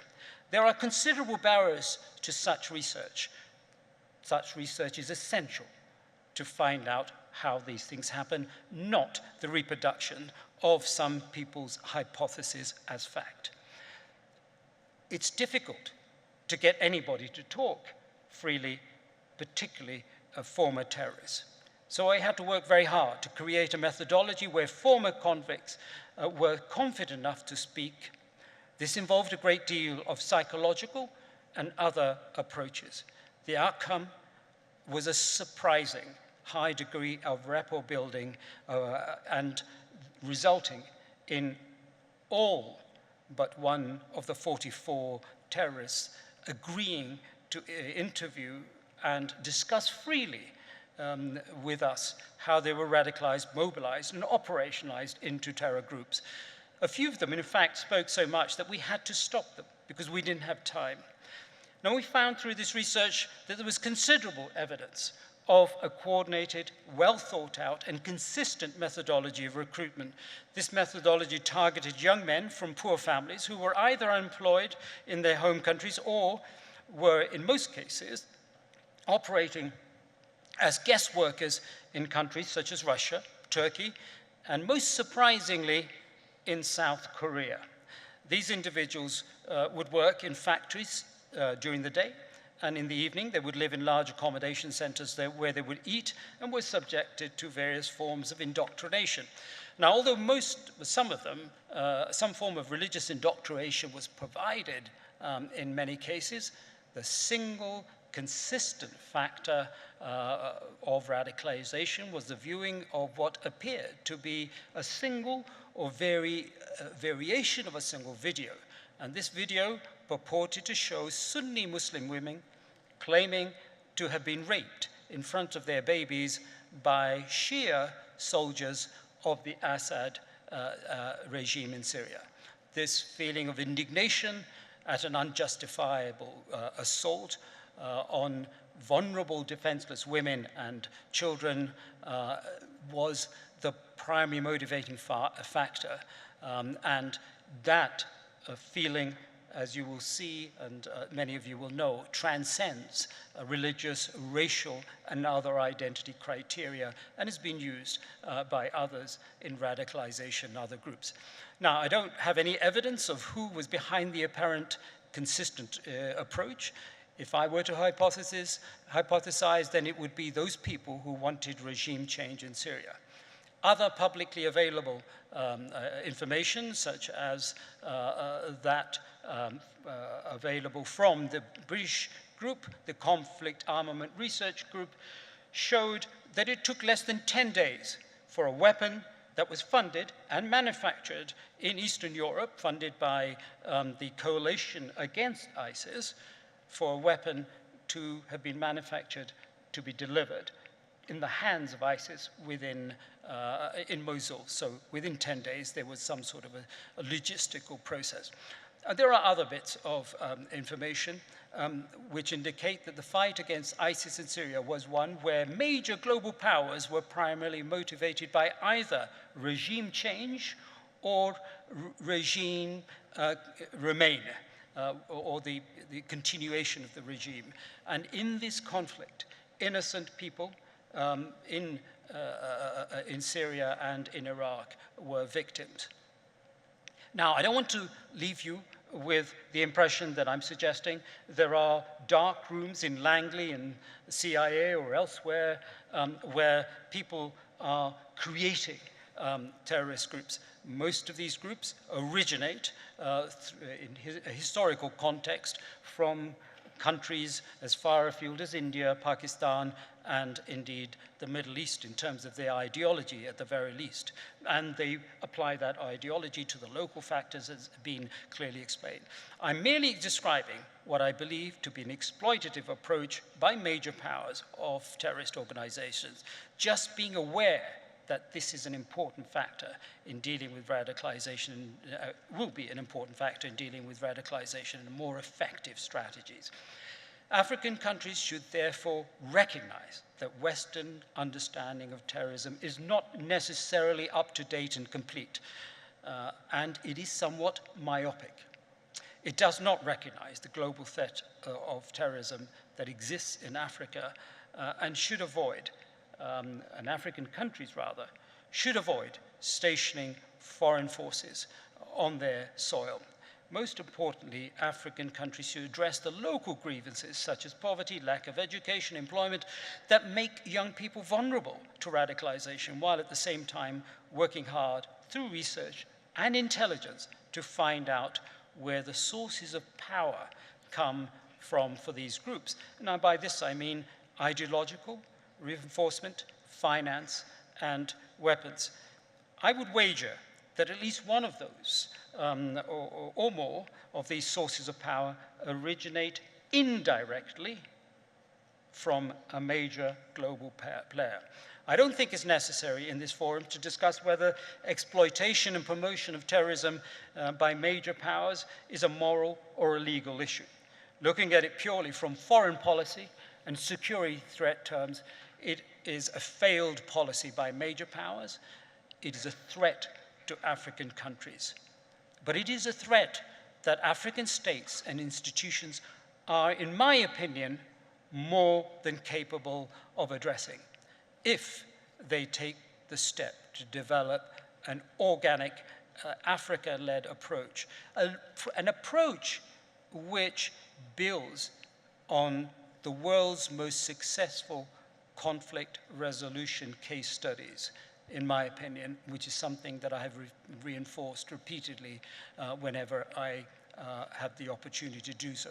The most important weapon in fighting terrorism is to convert this perception of inferiority, which we promote, and I include myself in this, into the leadership in all fields, especially in thought leadership, an area where Africans are capable and indeed, in my experience, making an equal contribution to the world. Thank you very much. Thank you very, very much, Dr. ASHRAF. You've heard from the panel, but before we go to sort of your questions, and I'm hoping that you sort of line them up, and you're sort of ready to sort of engage with the panel on a wide network of interesting topics that they've been able to lay out. I'd like to call on Dr. Zenebe BEYENE. Is he around? Is he? Is that? Okay, right. Okay, sure. So, Dr. BEYENE, I think you wanted to make some points about some of the things you've heard this morning, but also to make some points that, as observations before we go into the questions. So the floor is yours. Have you got a microphone, or do you need to come up to the...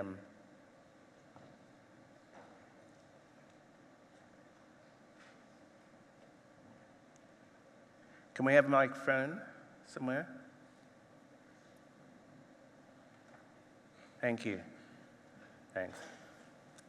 All right. So if you could sort of make some brief remarks, as I said, before we sort of engage with the audience. Thank you. Thank you, Mr. Moderator. CDS,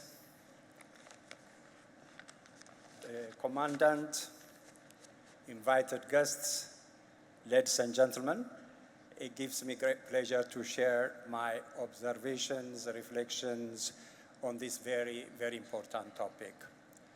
Let me start with a very important concept or point raised by General Joseph, owning, developing our own narratives.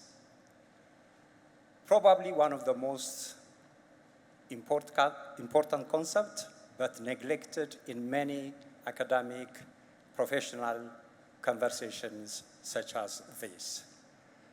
For me, the negative portrayal of Africa, I think, begins with the wrong narrative being communicated. And unless we take ownership of that, unless we tell our own stories, unless we develop our own narratives, if you rely on narratives developed by others, we won't find information justice.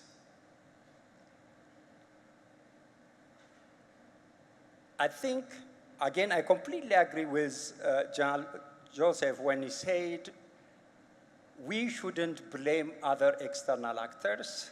Rather, we should blame ourselves because we haven't done our assignment. I think it is Chinua Achebe who rightly pointed out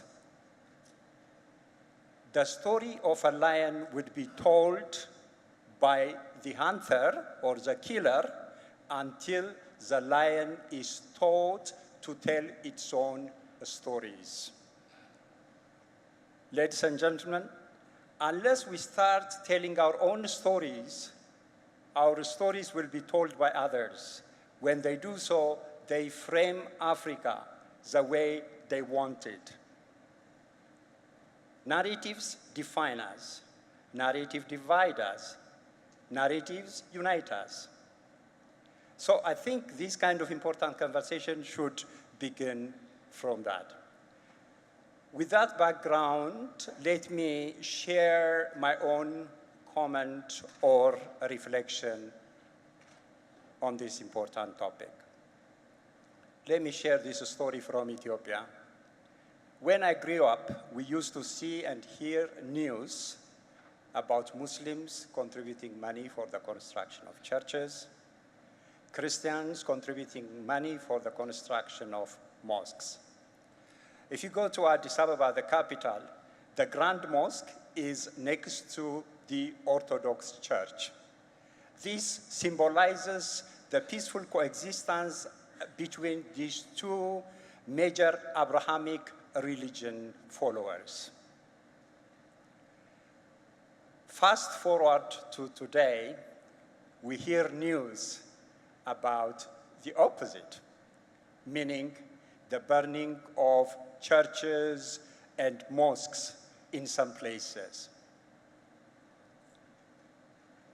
This is a country which is described by Prophet Muhammad as a land of justice, led by a just king. Now, how did we get to this point? What has changed?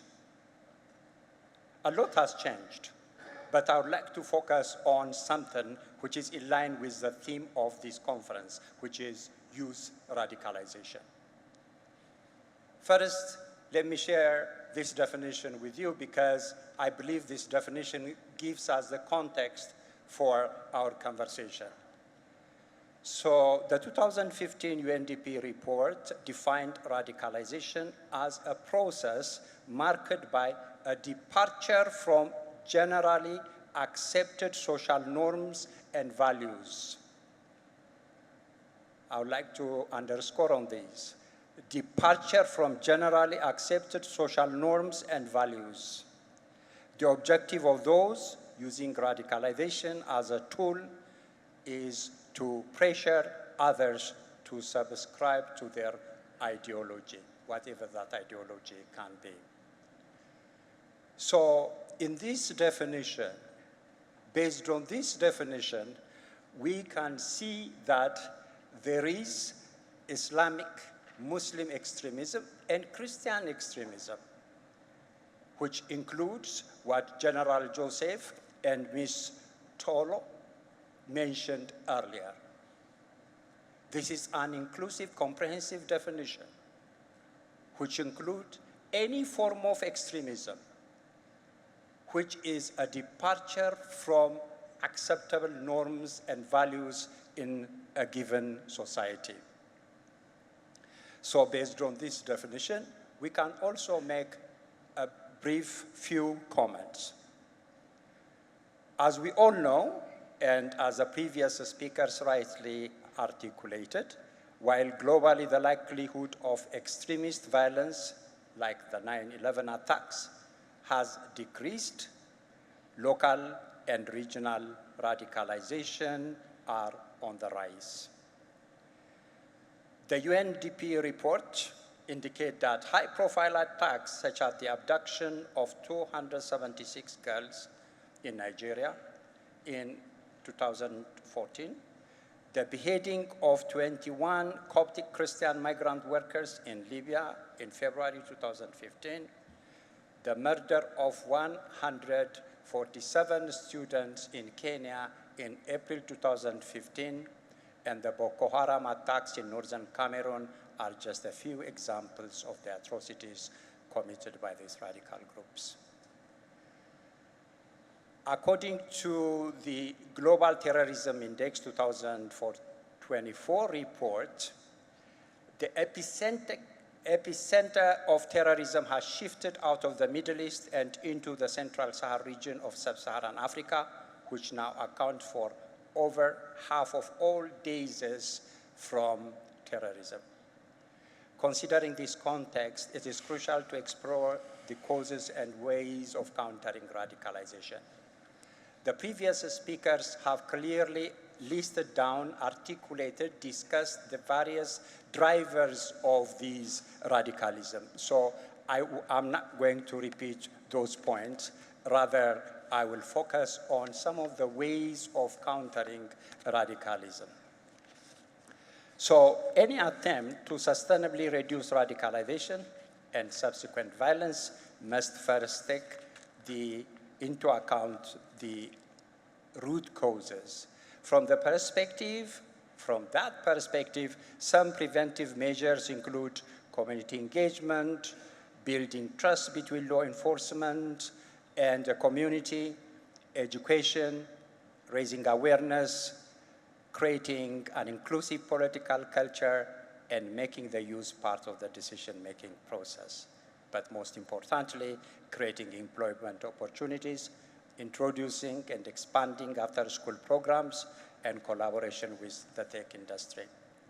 Of all these, again, I'll focus only on two: collaboration with tech companies, especially social media platform providers, can be an excellent and effective strategy to counter online radicalization and violent extremism.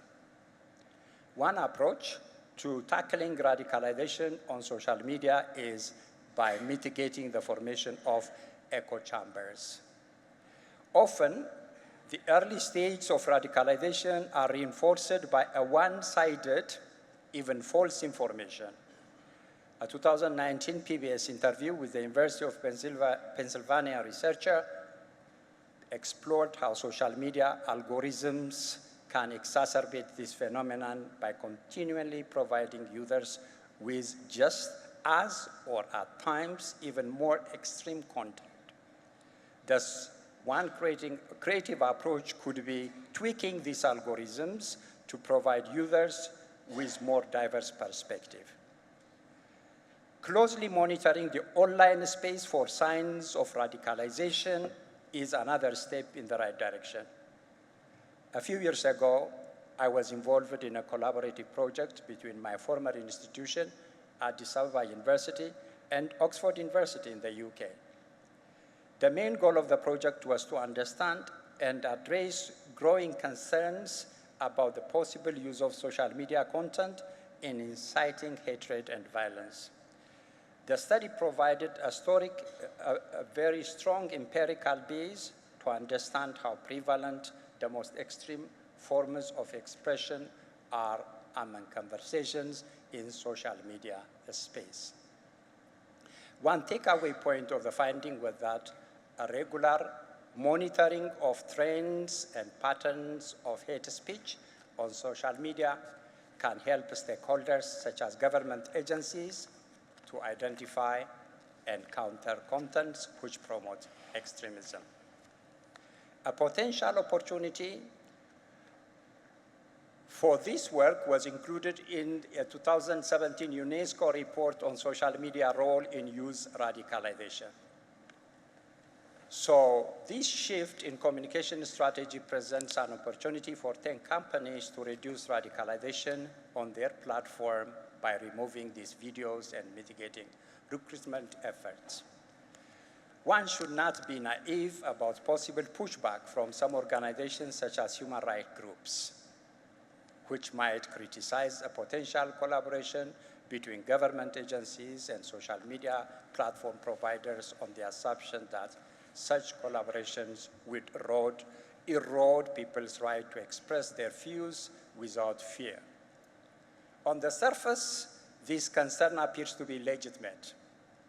The central argument and evidence for the proponents of this position is Article 19 of the Universal Declaration of Human Rights, which states everyone has a right to freedom of opinion and expression. These rights include freedom to hold opinions without interference and to seek, receive, impart information and ideas through any media, regardless of frontiers. However, on the flip side of Article 19, we have Article 20 of the International Covenant on Civil and Political Rights, which states the following: any propaganda for war shall be prohibited by law. Any advocacy of national, racial, religious hatred that constitutes incitement to discrimination, hostility, or violence shall be prohibited by law. Given the essence of Article 20 of the International Covenant on Civil and Political Rights, it is incumbent on all stakeholders to collaborate and respond to radicalization in a very strategic and coordinated manner. Effective collaboration with the tech industry will help governments to both proactively counter violent extremism as well as hold those behind radicalization responsible. Education can be another effective tool to counter radicalization. Some of the most vulnerable groups to radicalization might be those who either lack proper education or have been the product of a flawed curriculum, particularly in areas such as history, media literacy, etc. while exploring various approaches to counter radicalization, one should consider the role of education in responding to radicalization. On this note, Malala Yousafzai, the Pakistani Nobel Peace Prize winner and human rights advocate, said the following: "With bombs, you can kill terrorists. With books, you can kill terrorism and radicalism." I agree with her. Bombs can kill terrorists or the victims of actors of extremism. However, education can kill the ideology. We can only create long-lasting solutions through prevention efforts like education. Thank you very much. Thank you very much, Dr. BEYENE, for those comments and remarks and observations. Ladies and gentlemen, you've had a lot to listen to, and of course, you had a rich tapestry from our presenters, thinkers, and actually, I think now it's time for you to sort of be engaged with this conversation. As I said at the beginning, it's a tough one, but a critical one for our continent. So I'm hoping that with the team of experts that we have here, that you'll be able to sort of have some questions, and maybe they will also help us understand any points that, or clarify any points that may not have been clear in their own presentations. We are going to sort of, I think the usual way, put your hand up, and you might be directing a question to the panel, but on the other hand, you may just decide that actually sort of it's to a particular presenter, given what they have said. So without further ado, the floor is yours, and we wait to see if there's any questions.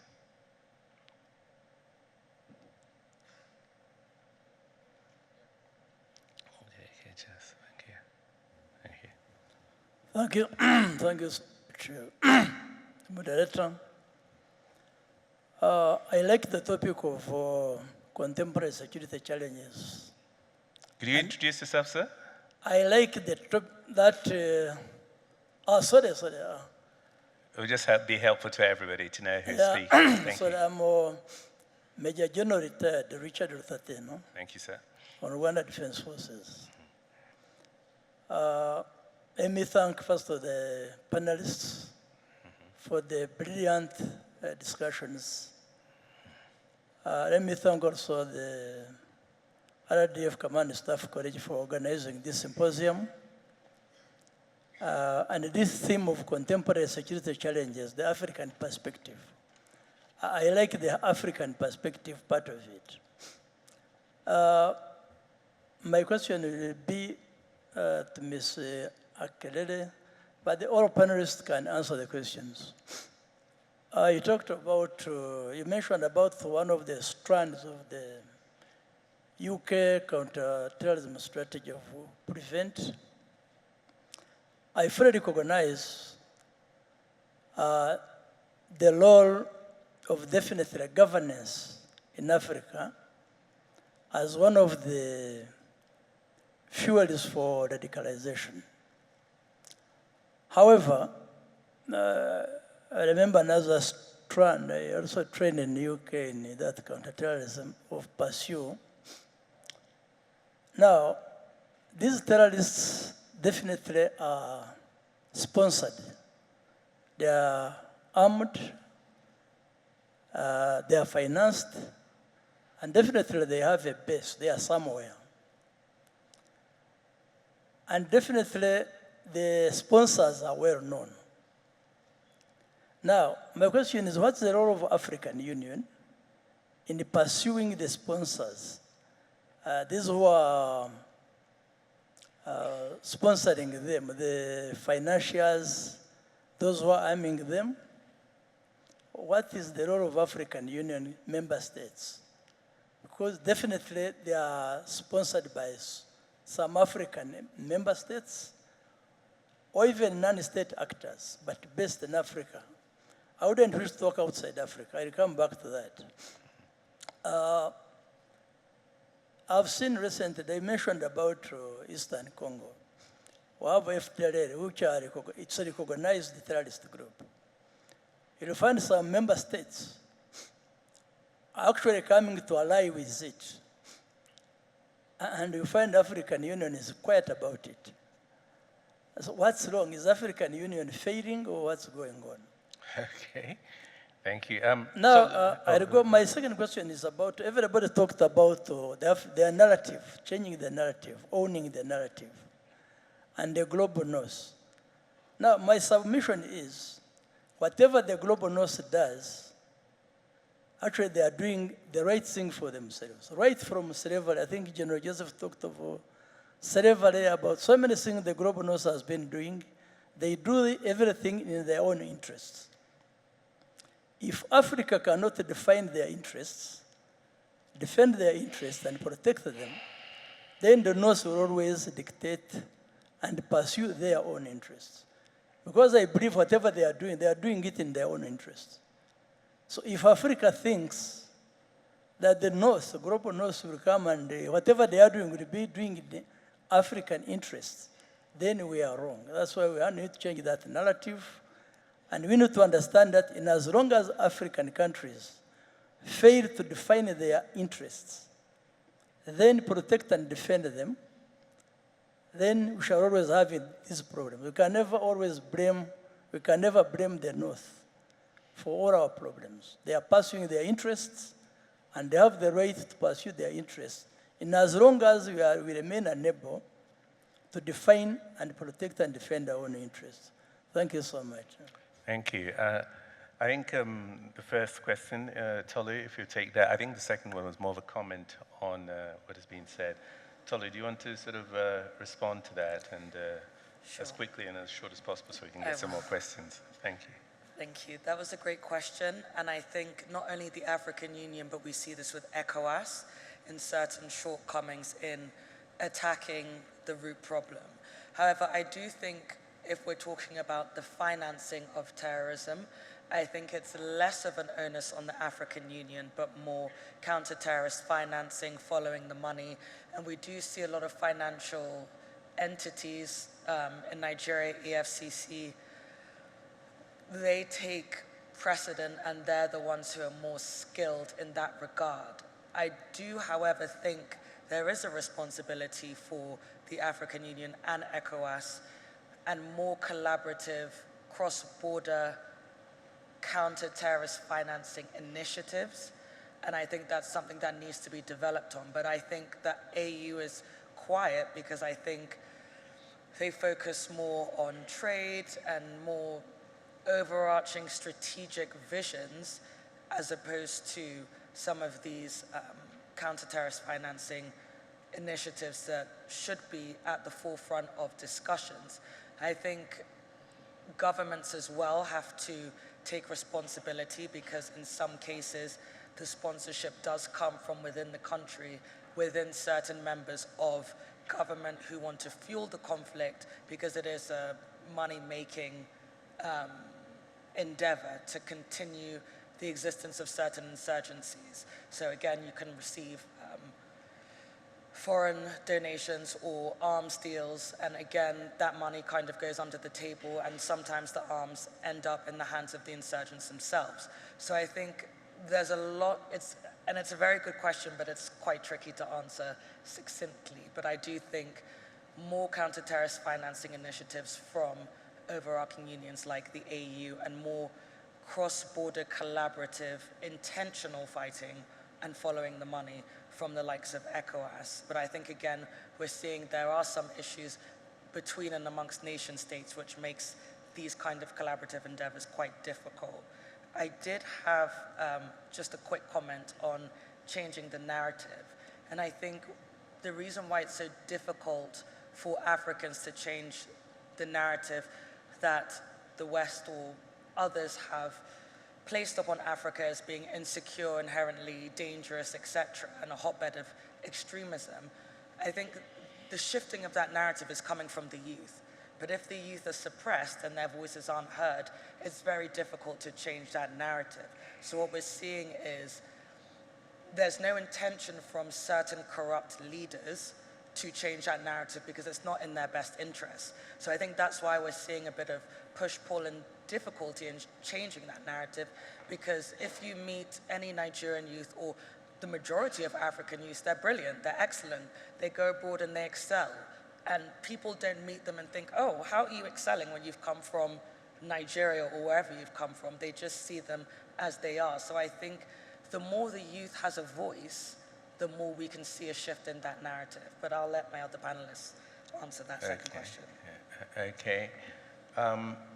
Is there any other question at the moment? Let's see. Excuse me, there's a gentleman around there. Yeah. And then behind you. Yes, please. Yes. Thank you. I am called Brigadier General Dr. Emmanuel Shirinji. I'm the Defense Advisor, Uganda High Commission, Kigali. I really, first of all, thank you, the panelists, for the rich insight you bring to us about this subject of radicalization and extremism. Mine is, I have three issues to address, and the first one looks more of an observation, but can also lead into a discussion that can also generate questions. And it's about the issue of the causes or the breeding ground of radicalization. The causes are spelled out, really cut across all communities, poor, rich, or regions.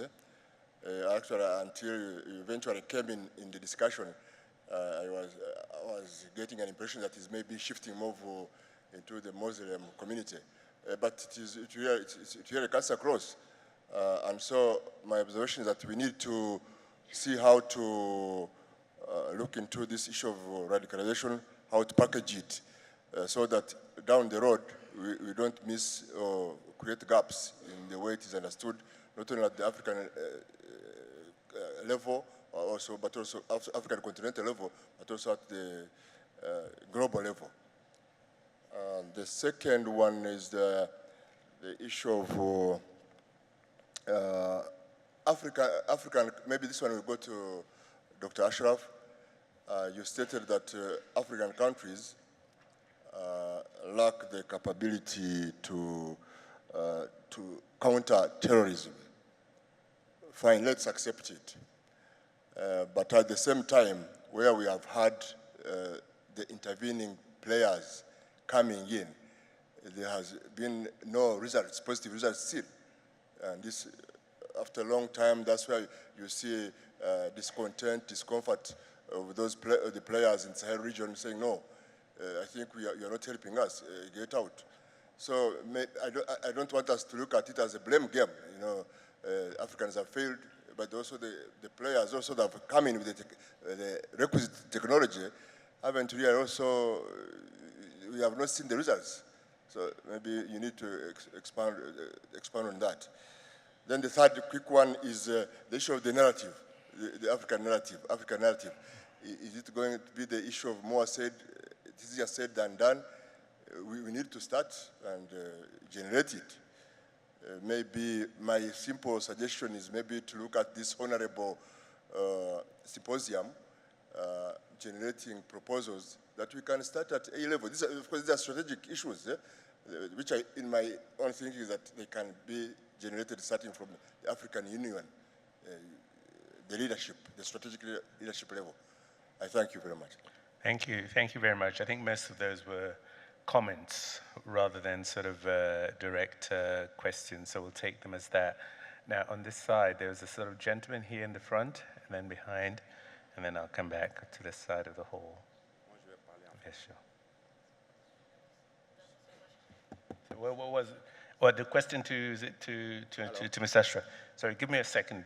I thought it was a comment of what you said.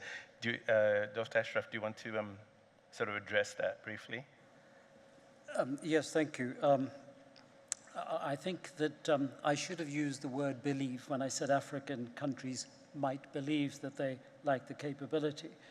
And certainly in areas such as technology, we mentioned, there is a case for that. And I'm not suggesting, and I did reinforce the fact that one should, wherever possible, take advantage of help wherever it comes from, the West, if that's where it needs to come from. And I would not suggest that there is a blame game here.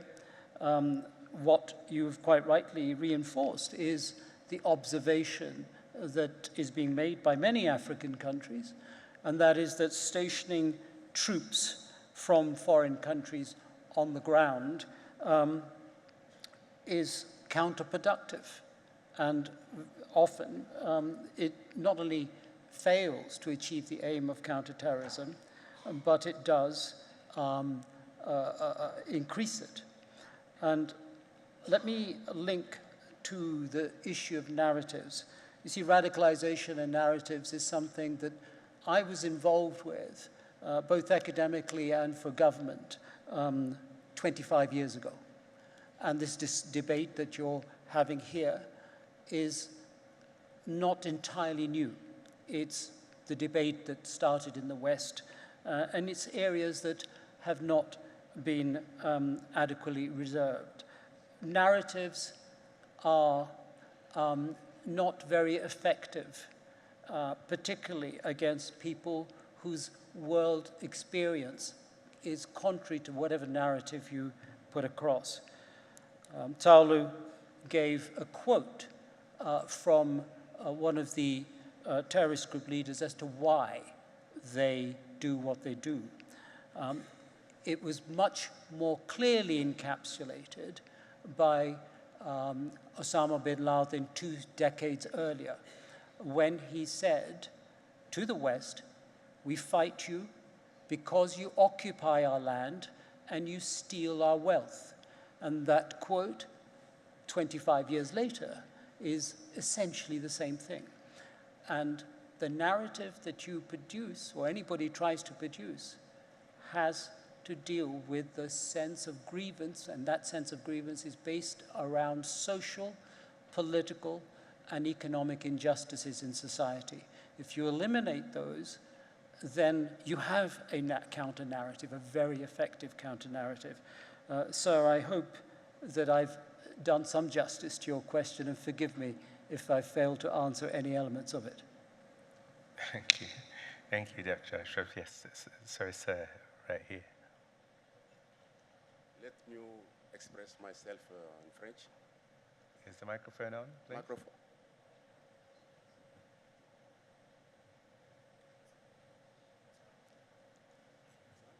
Alors? Oui. Ouais. Excusez-moi de m'exprimer en français. Okay. Je me présente, je m'appelle Yaya Doucouré, je suis l'ambassadeur du Mali à Kigali. Donc, je remercie les panélistes pour la qualité de leurs interventions. Monsieur le modérateur, dans votre propos introductif, vous avez indiqué que le Sahara est l'épicentre du terrorisme, et cela est une réalité. Mais posons-nous la question pourquoi. Et depuis un certain temps, en 2011, Why? Well, since 2011, a été the Sahel l'objet and de Sahara beaucoup d'invasions region de la part de groupes terroristes were invaded by a sont number venus de la of Libye terrorist groups from vers le Libya, Sahel, from à cause de Libya l'intervention, down to the j'allais Sahel, dire mal réfléchie, following the ill-considered geopolitical-based invasion of Libya. And that has led to a proliferation of terrorist groups. Now, the country that I represent was a victim of this aggression. We're coming out of a multidimensional crisis, which includes terrorism and proliferation of terrorism. Now, Madam Toulu, AKERELE, you're right. You're right. To say about what you said about violent terrorism, you are right. And this has to be said, because the terrorists and violent extremists are born or come from a lot of people who are frustrated. Multidimensional, multi-decade frustrations of the people who then, are available for manipulation. I think this is the thing that really we must discuss. We should say never again, because also now never again applies more to Libya. In the invention and destruction of Libya. And countries did what they could. Africans did what they could to stop Western countries from invading and destroying Libya. It didn't work. This was the source of all those evils. There are also a number of UN resolutions. For example, the resolution of 73. This resolution was ignored. It hadn't been ignored, we wouldn't be where we are now.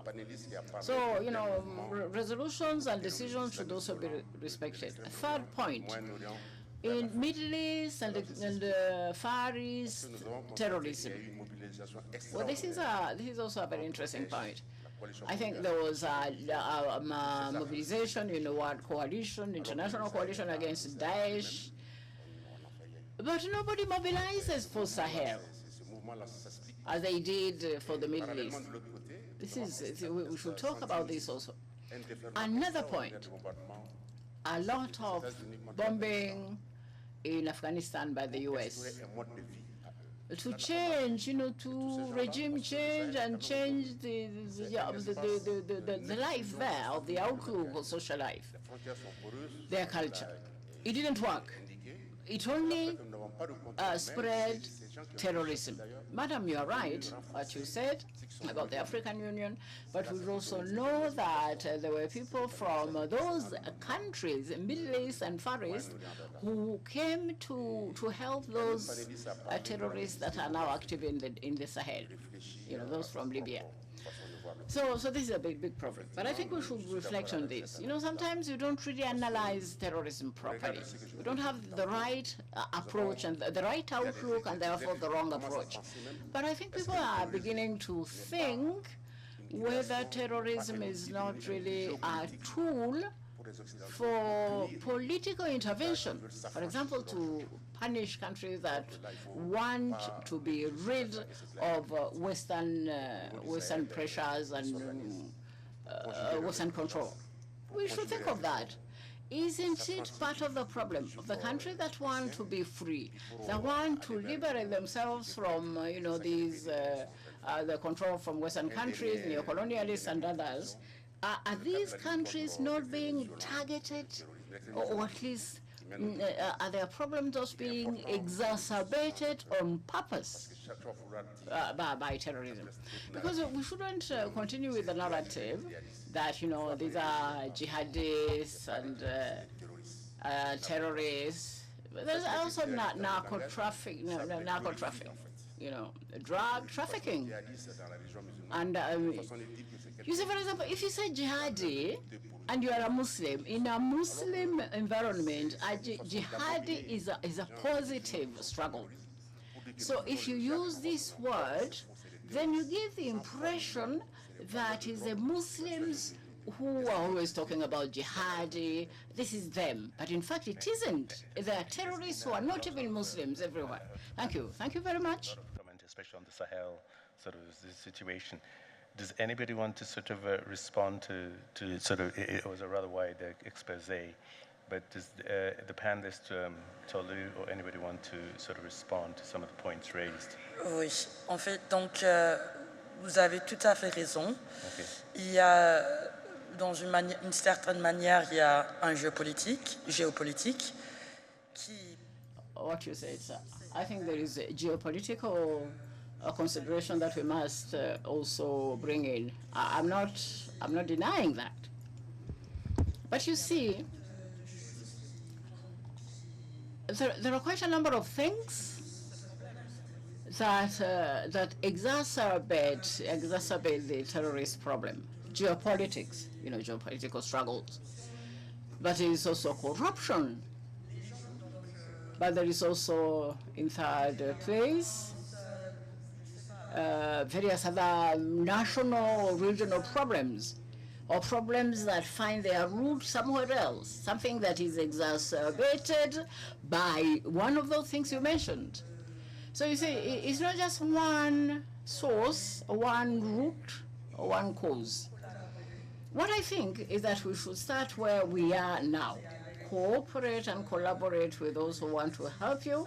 In the meantime, educate our people, inform, open their eyes. So it's a multilateral approach, if you see what I mean. That's all I can say on that. Thank you.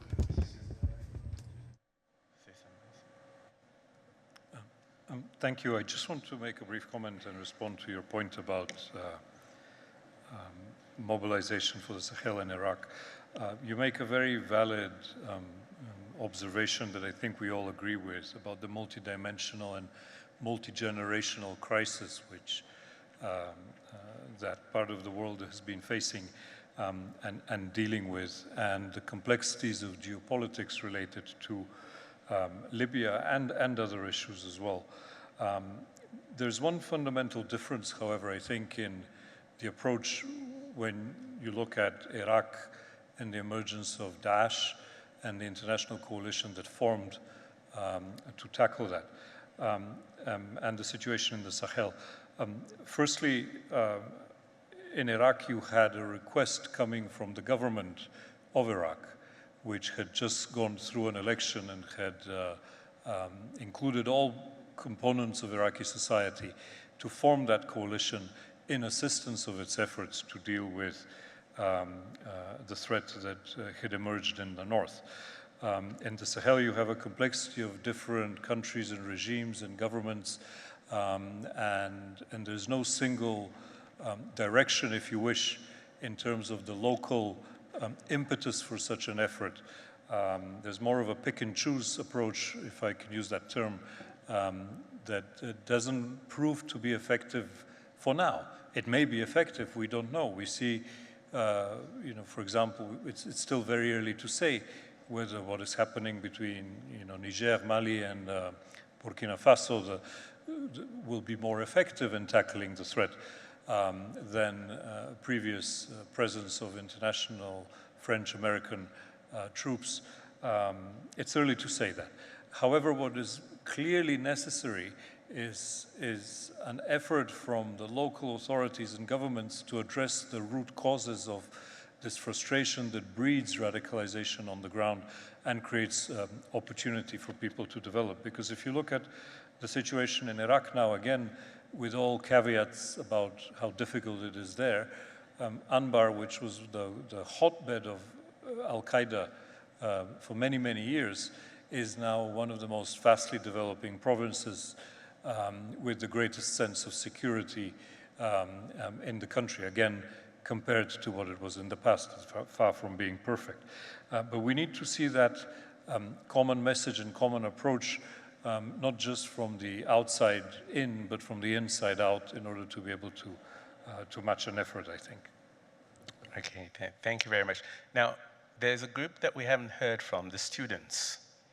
You see, there's been a lot of the top bods, but what about the students? Are there any questions from the students? Because of course, they must also be given up. There's one just over there, and from the students. Okay, we'll take that one, and then one there, okay? We'll take that one first, and then from the, okay. Students? Not sure about that, sir. Thank you. Go on, yeah, please. Thank you. Lieutenant Colonel Dr. Rwanda Defense Force. I am a student from Rwanda Defense Force Command and Staff College. My question goes to Ms. Toulu. In her excellent presentation, she mentioned that the global terrorism activities surged 2,000% in the last 15 years. When you look back in those days, 2,000 15 years ago, takes us to 2009. Before that, we had the Operation Enduring Freedom in Afghanistan. Later on, 2 years later, we had the Iraq War. And later on, those years later on, we had those surging of the activities of terrorism and radicalization.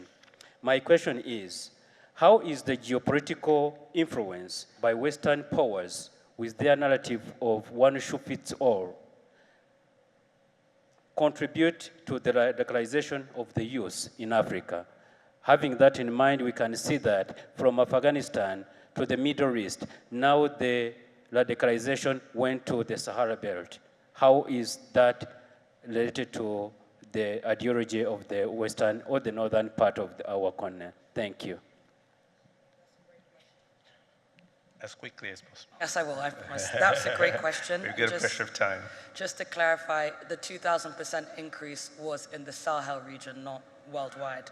And I think, just to quickly answer that, we shouldn't look at it as the Sahel or Sub-Saharan Africa being a hotbed of Islamic extremism, but the driver is really it being a hotbed of Islamic moderation.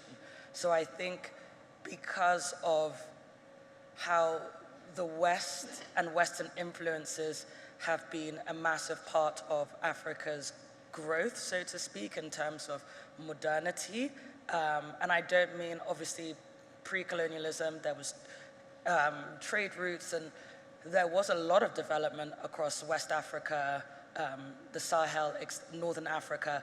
But in terms of culture, there has been a Western injection of culture, which has seemingly diluted, or for the purpose of radical extremist narrative, has diluted this Islamic culture within these countries. So I think that, for me, would be the shift over time.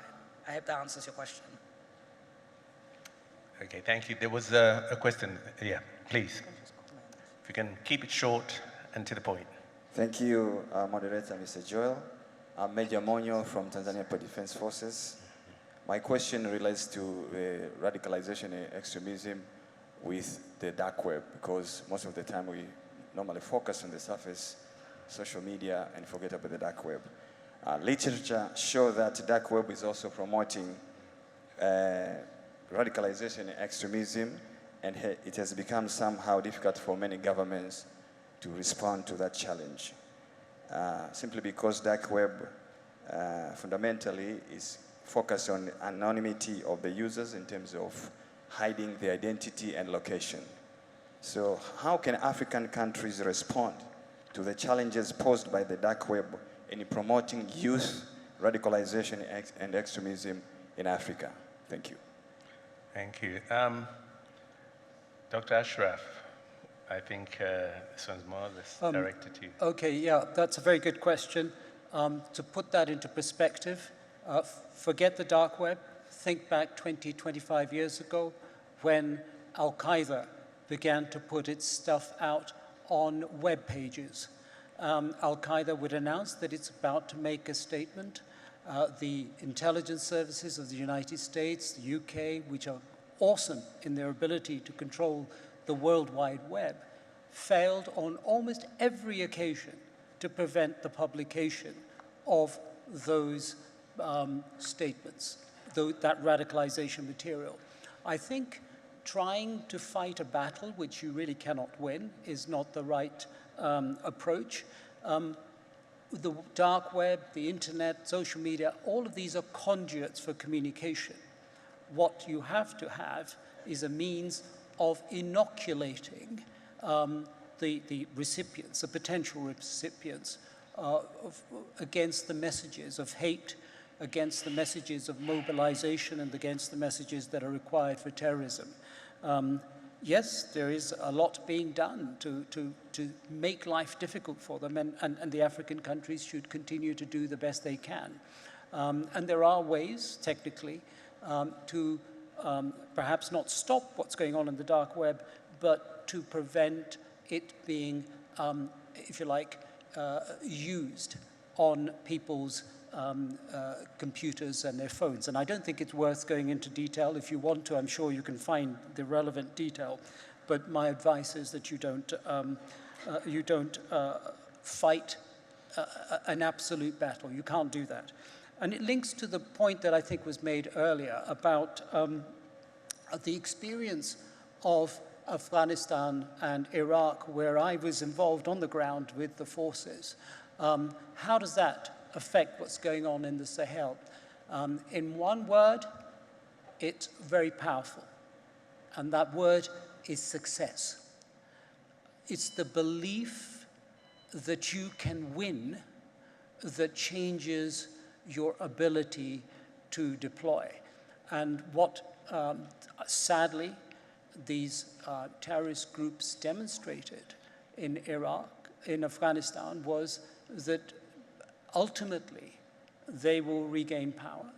What they demonstrated in Iraq was that they could fight and overcome a military force that had been trained by no less than General Petraeus and been equipped by American weapons. And it crumbled within hours. And it crumbled within hours not because it didn't have the training, not because it didn't have the weapons, but because it didn't have the belief in the will to fight and win. The terrorists have the belief through those experiences to win. And that is the greatest threat. And that is why whatever strategy and policy you adopt has to lead to success.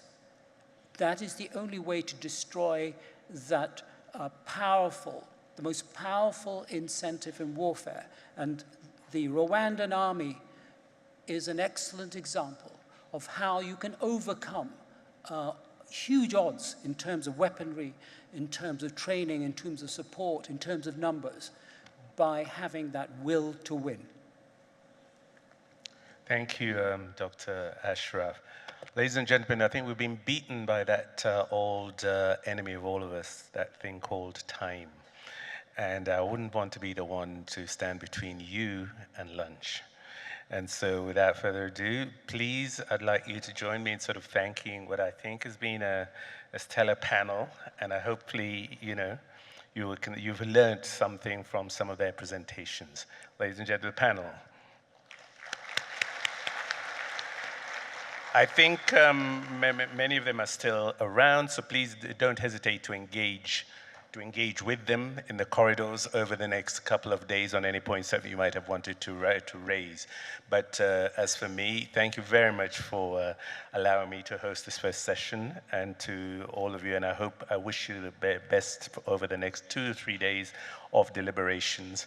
I'm Joel KIBAZO. Thank you, and good afternoon.